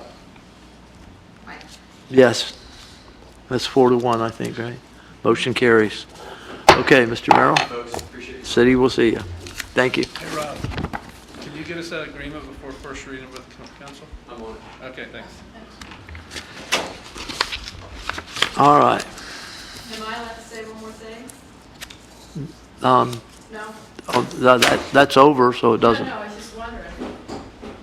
Could I just say one more thing really quick, or no? Well, you just did.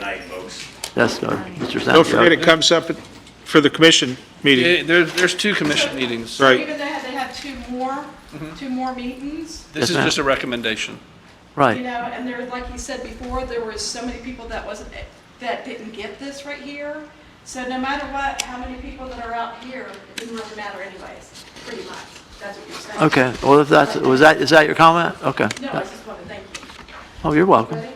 I do have a question about the meetings, like, are we gonna get mailed letters, like, of when they were, or is it on the city website, county? No, it's on the city website, that's right. That's what I was just Yes, curious ma'am. about when. Thank you. Good night. And as we have an aside, that's absolutely, what she said is absolutely true.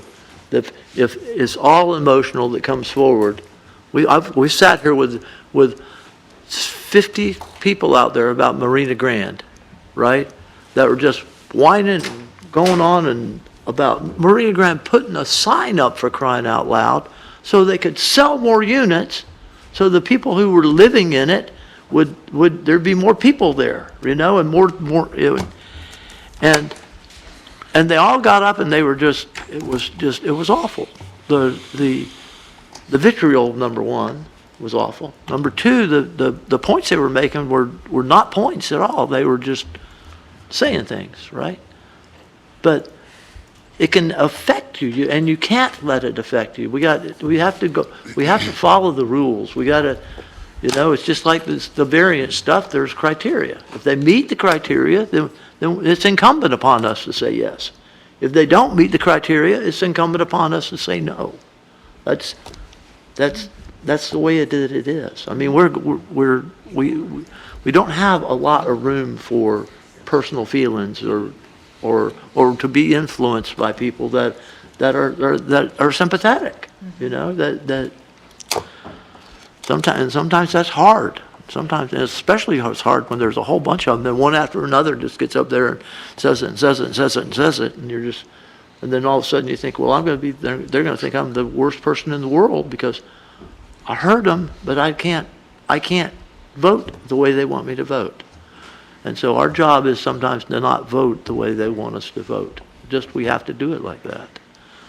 So. Well, can I say something? No, ma'am. Yes, of course you can. Well, the point that Scott made makes a lot of sense to me. The owner has the absolute legal right to go in there and build 12 houses tomorrow, correct? That's right. And so we're talking about Five houses potentially here. And that was the deciding factor for me. That was a good point. He would have made 12 houses, but he couldn't use that retention pond. He would have had to make his own retention on that piece of property and build them 12 houses. Correct. I understand that. No. Unless again, there could have been an agreement with the city, potentially. That retention pond's available to him. Right. Dennis. If it was 12 or if it was 17. That's a community retention pond. It's for the community. Am I correct? They've been able to use Yes, it ma'am. anyway. Well, so now I have a question. If they're saying that the retention pond is flooding already, and we are not building more retention, that, Well, is a concern. Is the flooding mediated in think- some way? we're being told that it floods. I think that we really don't know what happens. The lady here said that her home did not flood even during the hurricane. And if it didn't flood during a 500-year event, then it's not going to flood over the development of 5 additional homes beyond what could be developed now. Thank you. So we really don't know what's going, but that pond is available to the whole community now anyway. And, After a rainstorm. yeah. But if they built 12 homes there, they wouldn't necessarily have to put a retention pond in either. There would be 12 homes, and each of the lots would be responsible to get its stormwater to the street, to get to the street. Right, but we're putting more permeable surface in that area. Impervious, yes. Impervious surface in that area by let them build more density of houses. So, you're going from whatever it called for, where now we're allowing them to put more houses there. So you're putting Well, the more- one thing would have to be, Or units. I think through the review process, and I think what's important is what was just approved here, you really kind of had 2 steps, one was a policy decision, the comp plan, kind of a policy decision to say, okay, we're going to change the land use that allows more density. And then with zoning to say, okay, it can be built this way, this density can be built this way. That's what was done. Whether or not it can actually be built is still to be determined. Now, you would hope that they went through and did a lot of the review, but one of the things they got to show is that they have adequate stormwater facilities and capacity to handle what they're going to generate based on a certain level of event. We don't, our city will flood once we get to a level of event beyond what our capacity was designed to handle. Right. And some of our older stuff doesn't hold as much as some of the newer stuff possibly. But it's important to say, all we said is, yes, this particular use, what you're proposing to do is okay here. You still have to go through site planning. You have to make it work. And you have to make it work. All the things still have to be reviewed. We've looked at these issues from our staff's perspective to make a recommendation to you, but if St. John says there is no capacity in that retention pond, so you can't discharge in there, they got to come up with some other idea. That's Way to do it, right. That's on them, so to do. Now, you hope they thought about that before they went to this effort, but they may still have to go back and redesign this to address stormwater capacity. We can look at it from the standpoint, yeah, we have adequate water, adequate sewer, our roads are not D roads out there, we can handle the additional trips, but stormwater, that's St. John's. And school concurrency, that's the school system. Other people have to approve the impact of this development. And so I've always said, just because something gets rezoned is not a guarantee it's going to get built. Right. There could be issues that happen during the site development planning that impact this. They may go out there and inspect it and say, wow, we've got a lot of gopher tortoises out there, or whatever endangered species are out there. And all of a sudden, that severely impacts their development. So there's a lot for them to still do. Stormwater is one of them. But the important thing is, they only have to meet stormwater to a certain storm event. And yes, we've had some very significant rainfalls, and yes, it's going to flood.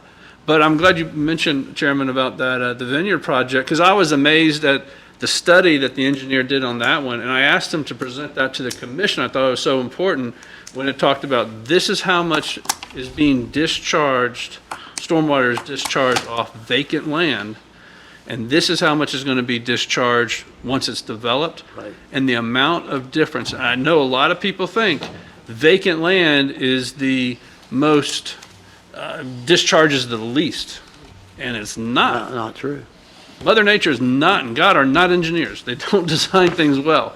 It runs off vacant land, will flood surrounding areas far more than developed property, because with developed property, yes, there's impervious surface, but it's directed to go to specific places that are designed to hold it. And I was amazed at the reduction in that Vineyard project about how much was going to be discharged. I agree with you. I think once it's developed, there's not going to be. It's going to make a big change. Big difference. There's some places that are flooded that won't be flooded anymore. The Vineyard, though, he added a lot of capacity. He did. Over what he needed in the Vineyard. Here we're taking away capacity that, I understand the numbers. Yeah. But I've been in construction all my life. Right. And I know that area. And, some developers can make numbers work, and it does. I know the reality of the thing. And I just don't feel I don't feel over in that area, we should be adding more density. Yeah. I think that we got to develop that area to take care of the flood. I don't think we should be adding more density. We'll wait on you. Can I ask Scott and Brian a question? Sure. St. John's Water Management. How many developments, projects in our city have been denied over the course of the last 10 years? I wouldn't know, do you? I don't know that St. John's, I'm not aware where they've come out and denied. St. John's will look at a project and say that adjustments have to be made. And then it's up to the engineer to make those adjustments. Now, if the engineer can't make those adjustments and can't make it work, then it doesn't get developed.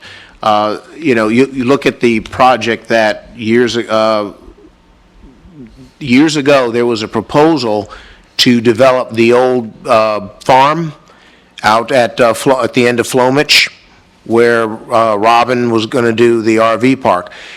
There were plans that go back 15 years to develop that, and the developer just had a tough time making it work. Meeting their... Yeah, so St. John's doesn't come out and say, you can't do it. St. John's says, you need to meet these criteria to make it work, and then the engineer couldn't do it, and it sat. So, over time, though, because of being able to make adjustments, and Zev Cohen coming in and being able to make adjustments, and them able to also add some of the residential land that was to the west. West of the creek. Right.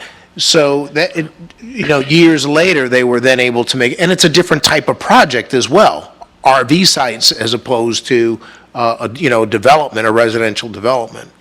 Okay, thank you.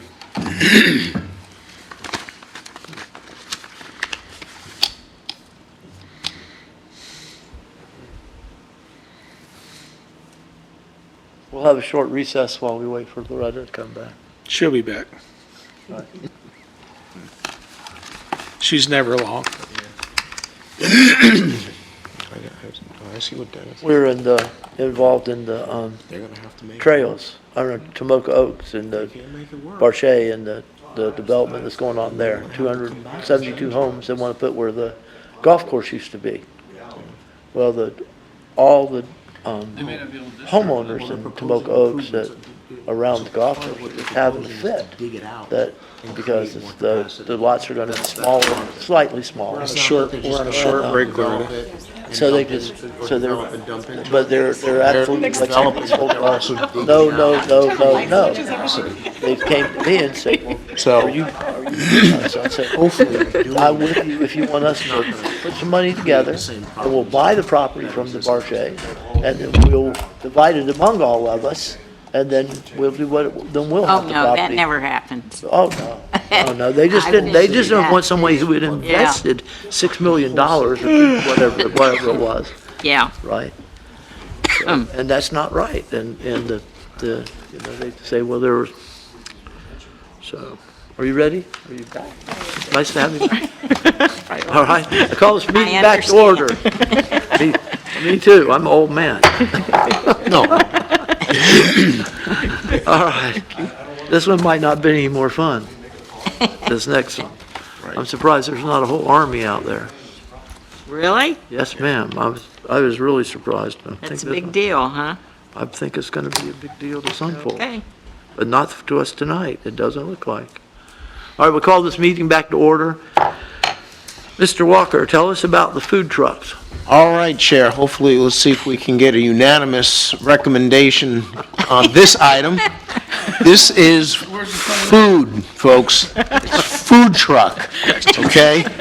So, this is where we're at. Back in October of 2016, the city adopted an ordinance that created Section 114-904 in order to establish permitting and operating procedures for mobile food vending within the city.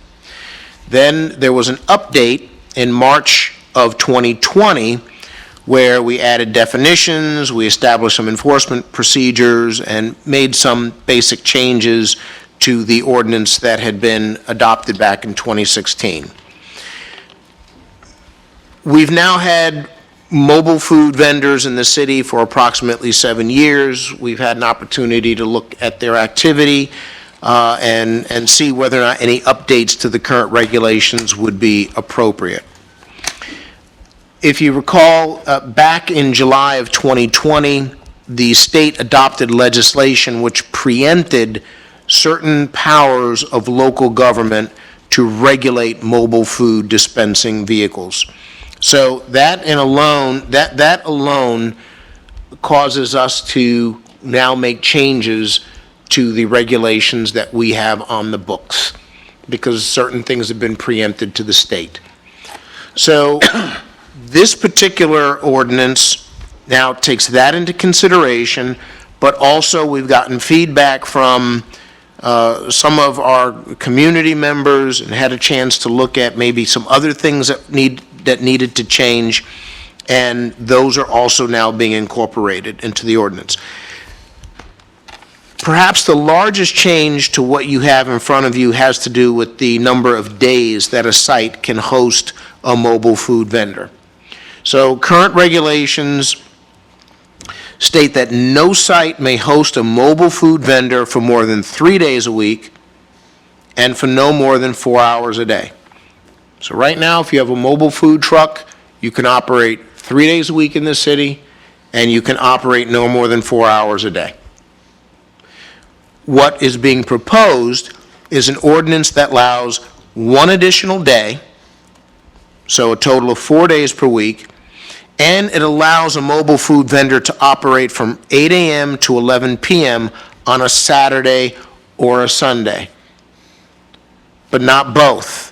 So if you choose your 4 days, if your 4 days, for example, are Thursday, Friday, Saturday, Sunday, one of those days, a Saturday or a Sunday, you get to operate from 8 a.m. to 11 p.m. So if Saturday is your day to do that, then Sunday, you only get to operate for 4 hours.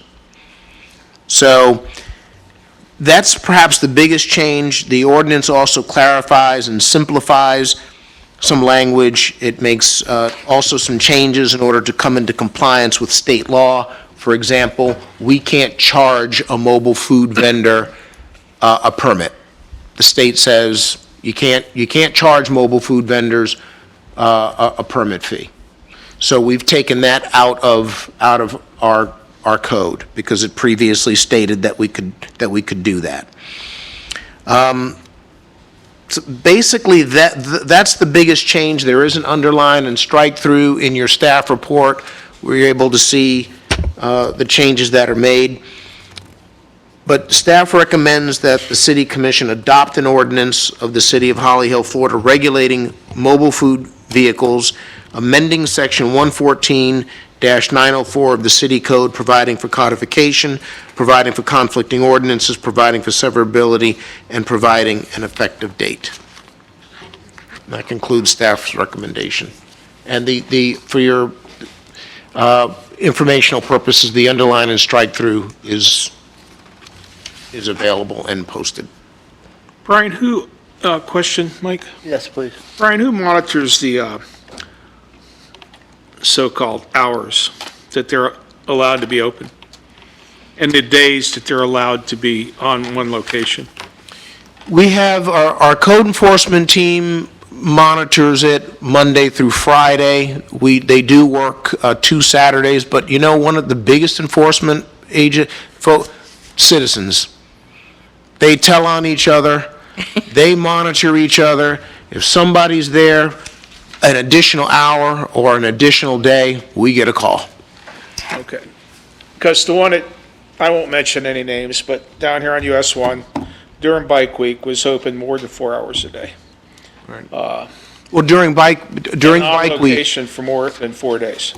Right, and that's because during Bike Week, you can come in and you can get a permit that allows you to, it's a $200 fee, and it allows you to host food trucks and do other things on a property that normally are only done during Bike Week.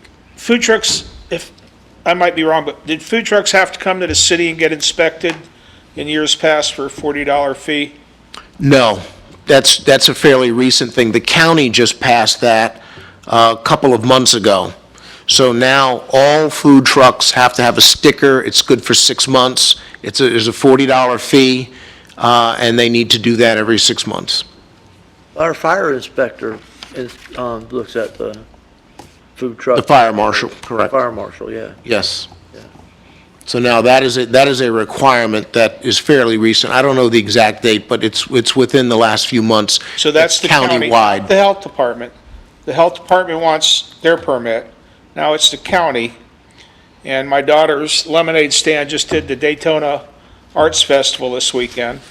And there was some young kid that came by there from the Daytona Beach Motel and Restaurant Association on 150.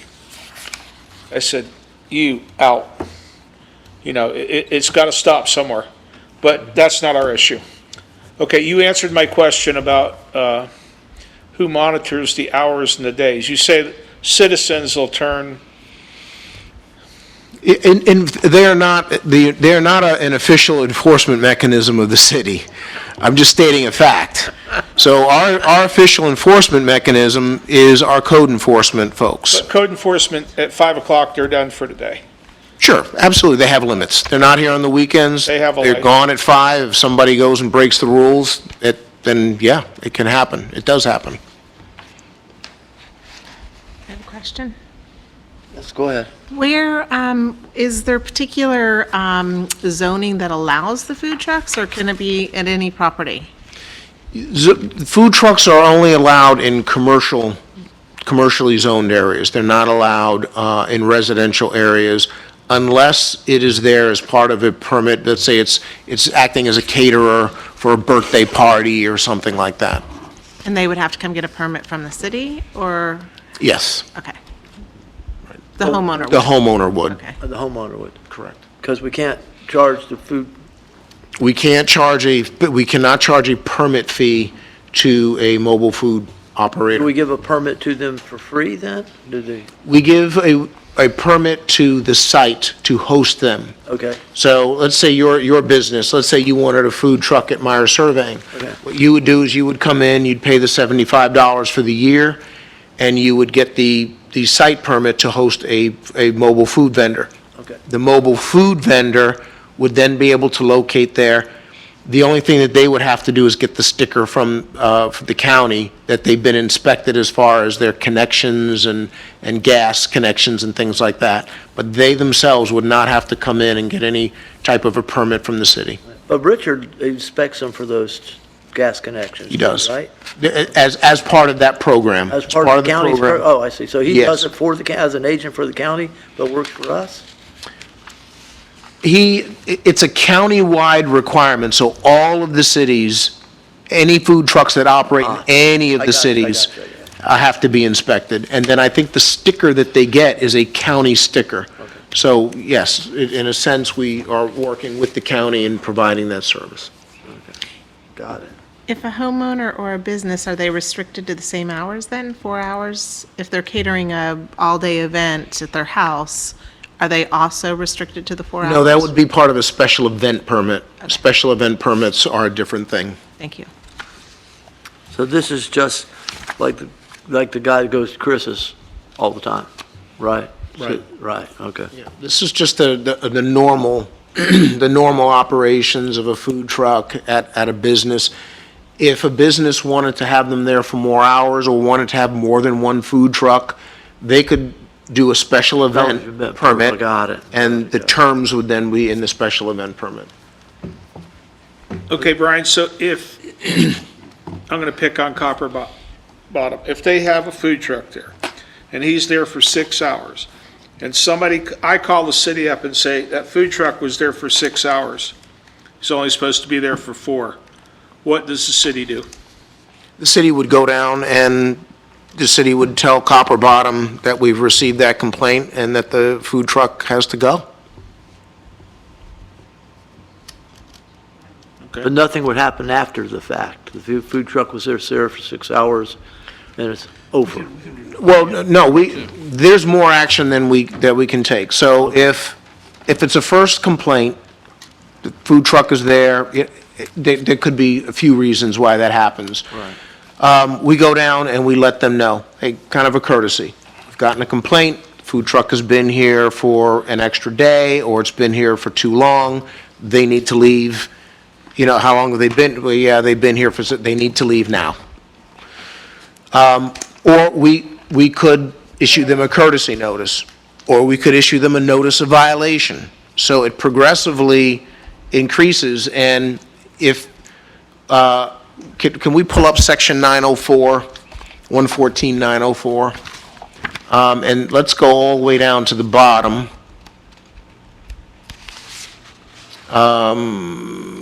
Yep, keep going, there's a section, okay, enforcement. E, yeah, letter E. Right. So this particular section outlines, I don't know if it's kind of blurry or if it's my glasses, but it kind of outlines, oh, thank you, really the steps that we can take. So we can take action against the property owner or the tenant. Upon a third offense, the mobile food vendor would not be permitted to operate within the city for a period of 90 days. We can also take them to the special master. And in the future, we can deny a site permit to operate a food truck for the business. So if the business is one that, you know, this is something that keeps happening, we can say, okay, we're not going to issue you a permit to continue because they keep violating the rules. Now, something like that, we would take them to the special magistrate and let the special magistrate make that type of a decision. But we would have what we request in terms of what we feel the action should be. Just a question on that. If the code enforcer is not working, say it just happens on Sunday, who does the citizen call for enforcement? The citizen would notify us the next day. So now you have, it's a he, she said situation, right? So we have no enforcement when there's nobody home, nobody at work, which, like you said, you can't ask somebody to work 24/7. Right. Shouldn't there be something in place that, maybe the police department can take a report or something to, you could have the same guy offending every Sunday. Right. Or every Saturday. Well- And then, then it can go back to, oh, well, that person doesn't like that truck there, so, it's 1 minute over and he keeps calling. Right. You know what I mean? We need something in place to have enforcement if we're gonna, we're adding time and we're, restricting it. Right. We need a force to police it. Right. Well, we do have the ability, code enforcement does sometimes work Saturdays. They can also work a Sunday. So we do have the ability to make some adjustments to look into that type of thing. Do we have staff right now that we have somebody 7 days a week? No. Will there be those who violate? Absolutely. But I think that if we become aware of that type of a situation, we make adjustments to a schedule, and people realize, okay, it's not as easy sometimes as someone might think to just stay there for extra time.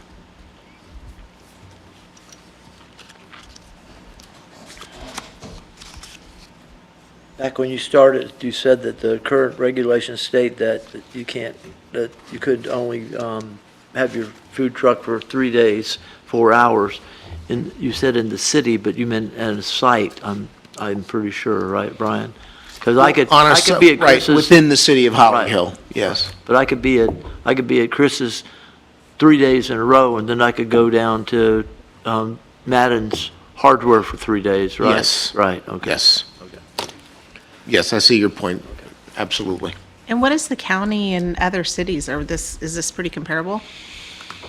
Or It's different everywhere. Every city, there are some cities that don't allow them, period. There are some cities that allow them only in certain overlays, but not in other areas. Some are very specific in where they allow them. Some allow them only once every couple of weeks. So it's all over.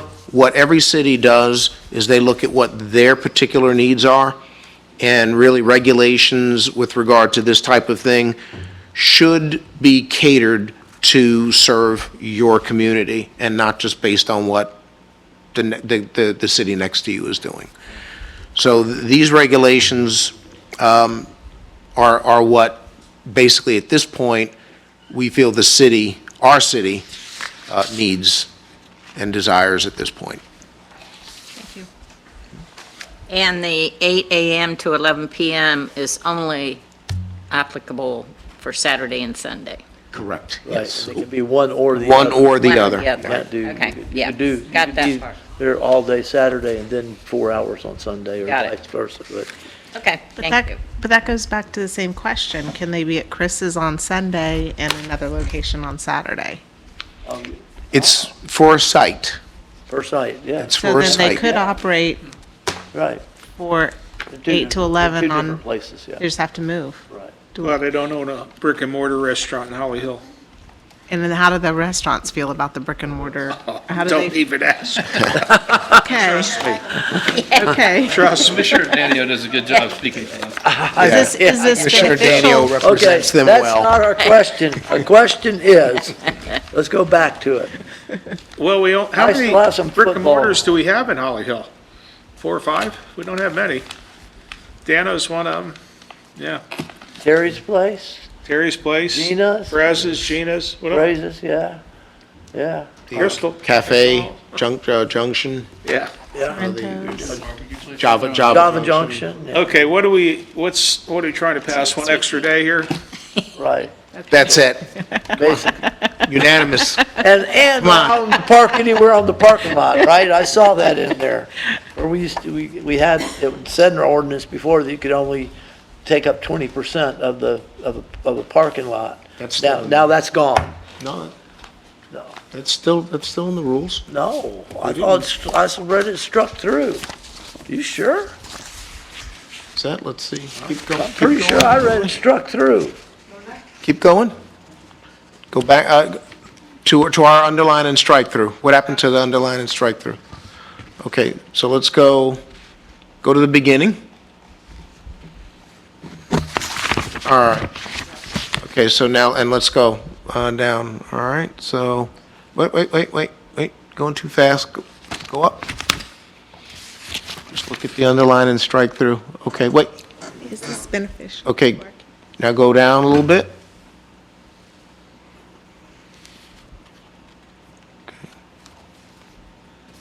Keep going.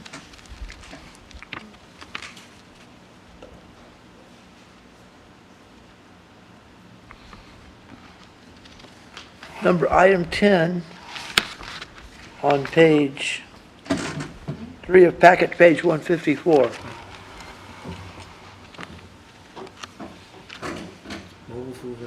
The mobile food vehicle or its seating areas may disrupt parking area operations. Cannot be located in landscaped areas or right-of-way or designated public safety lanes. Did you do that, Scott? That's struck through. That will be corrected before it goes to city commission. Thank you, Chair. I appreciate that.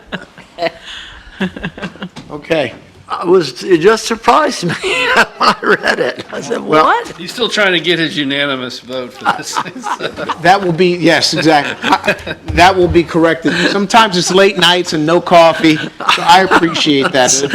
Second pair of eyes. I'm really glad you found that, so I didn't go to the commission with that. I remember reading that and just saying, okay. They may disrupt things. Thanks, Scott. We're going to have mobile food trucks all over. Yes. No, we'll take care of that. But in my poor little parking lot, if I had a mobile food truck, it would be taking up 80% of the parking lot. If it was a small one. Yeah, well, we may take out the limitation on the 20% because of that, some of these but it did not, it was not intentional to say may disrupt. That my skills on that strike through went a little bit too far. But I think we are meaning to take out the 20% because some of these lots are so small. I agree. That you put a food truck and it's, That's it. right. So it just will say may not disrupt parking area. All right. Okay, since we've had such a nice discussion, I'm gonna call it off. We're done. We talked too much. I would entertain a motion to recommend to the City Commission adopt the ordinance of the City of Holyoke, Florida, regulating mobile food vehicles, amending section 114.904 of the City Code, providing for codification, providing for conflicting ordinances, providing for severability, and providing for an effective date, and correcting line number 10. Do I have a motion? I need a motion. Come on, one of you. So moved. Thank you. I have a second.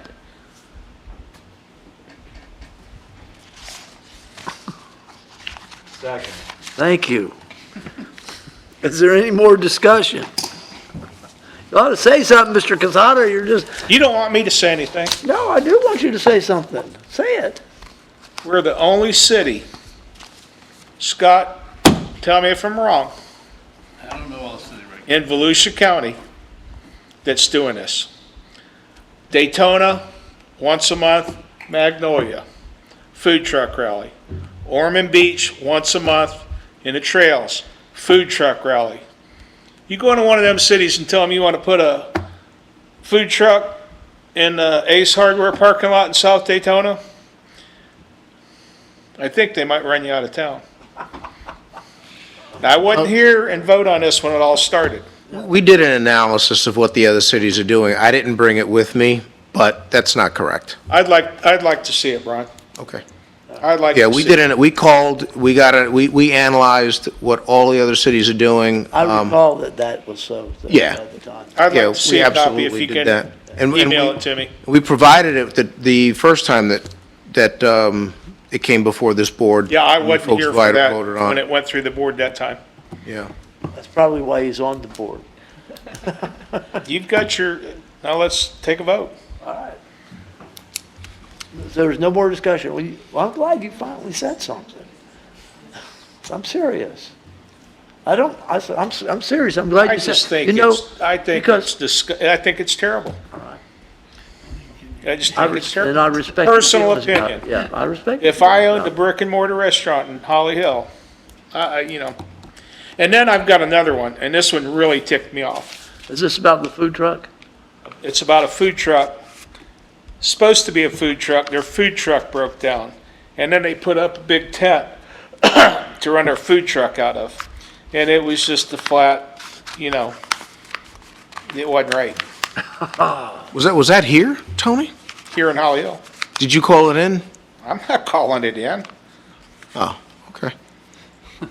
All right, we have a motion and a second. Well, then. We have a disgruntled board member. Talking about it for. It doesn't look unanimous. If there's no more discussion, we'll call the question. Call a vote. Do you remember who motioned and seconded? All right, please call the question. Lorraine, Yes.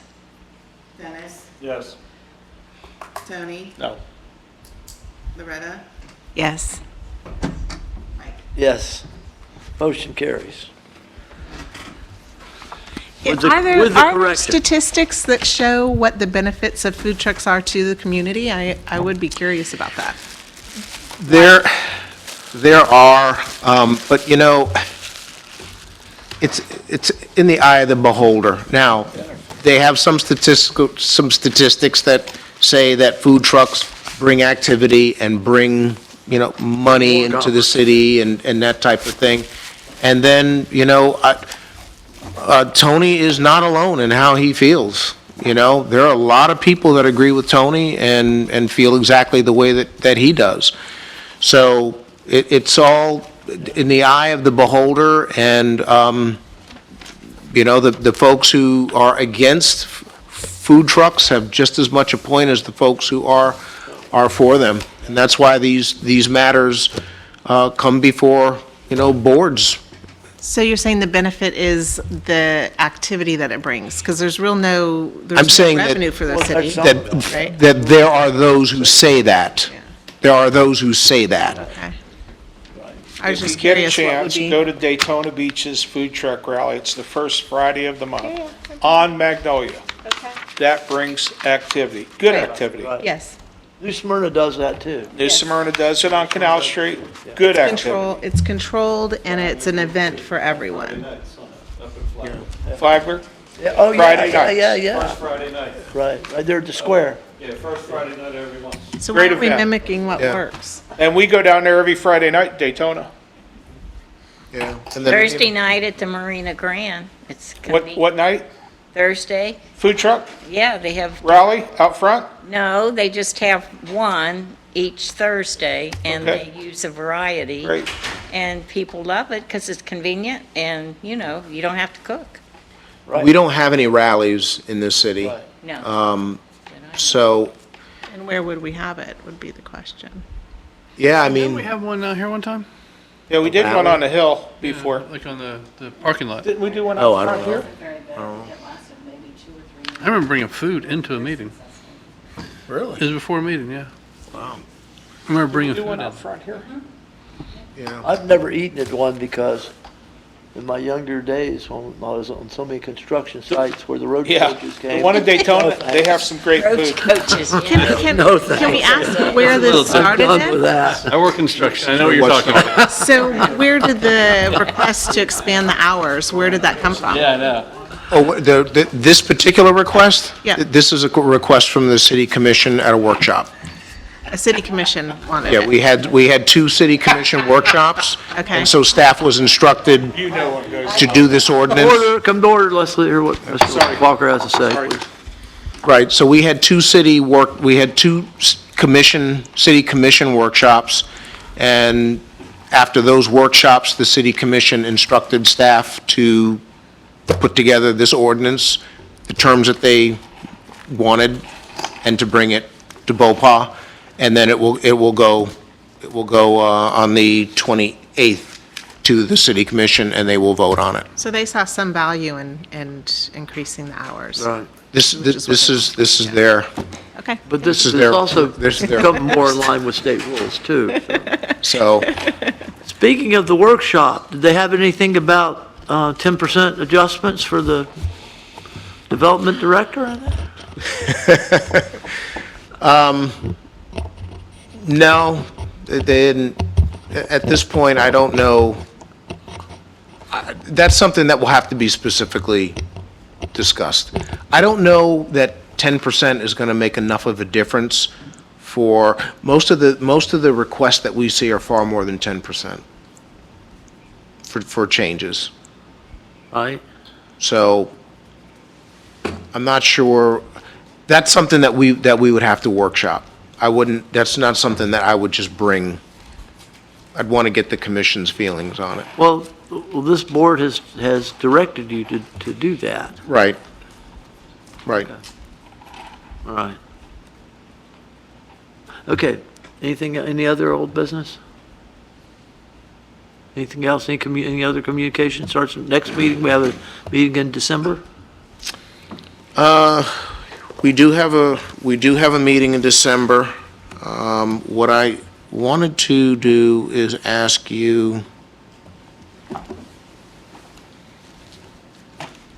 in our meeting in January 2nd. January 2nd is Monday. I'm sorry, no, hold on. January 1st of 2024 is Monday. I'm not here. So we're not going to have, we'll have off. So does this board want to go to the 8th? I want to keep it on Monday if it's at all possible. Okay. So That is the 8th. you want to get a consensus, or? That would be the 8th. What do y'all think? Okay. That's fine. The 8th? Everybody here, the 8th is good. Okay. All right. So then we'll do Monday, the 8th. And, okay. And the issue with regard to the 10% and workshop has been brought up to those above me. Okay? It's just, it has not been something that has been scheduled at this point. Okay, But I will revisit it. all righty. Okay? There's only so much that I can do. I understand. But I will revisit the issue. But your request has not been ignored. The request of this board has not been ignored. It All has right. been discussed. All right. All right. So now, there's no meeting in December? It's moved to January. No, we are going to, no, I was just going ahead. We are going to have a meeting in December.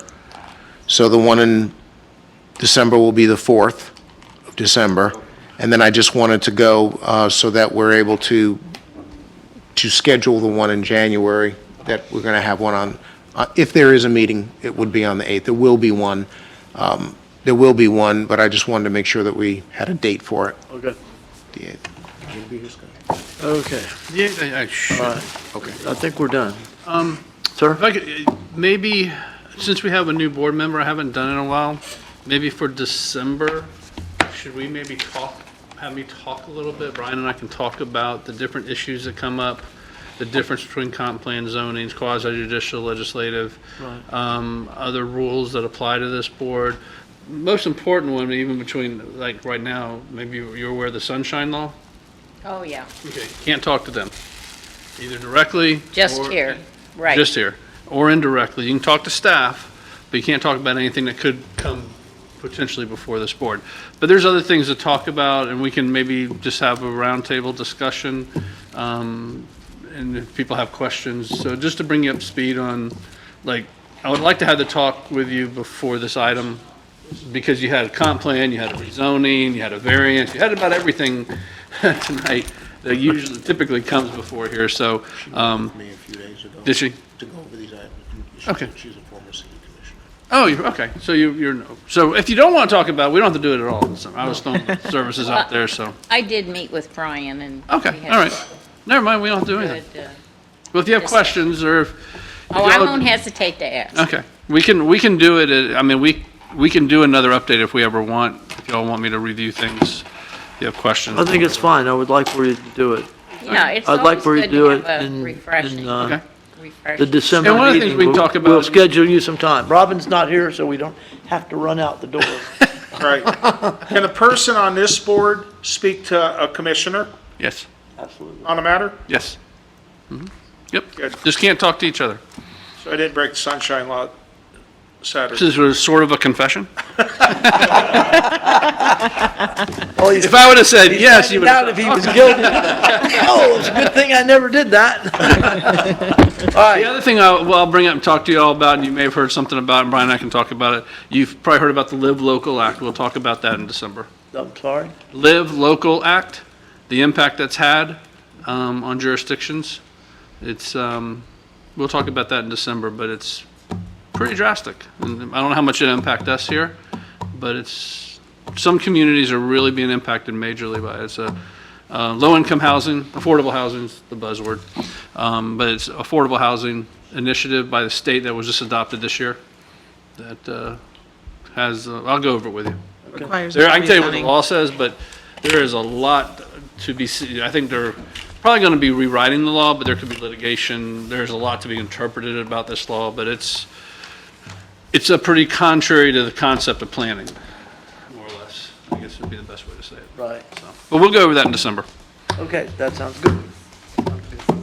Okay, thank you. I'll entertain a motion to adjourn. Jurisdiction. Of second. Second. Doesn't require any discussion. All in favor, say aye. Aye. Aye. Thank you. The variance.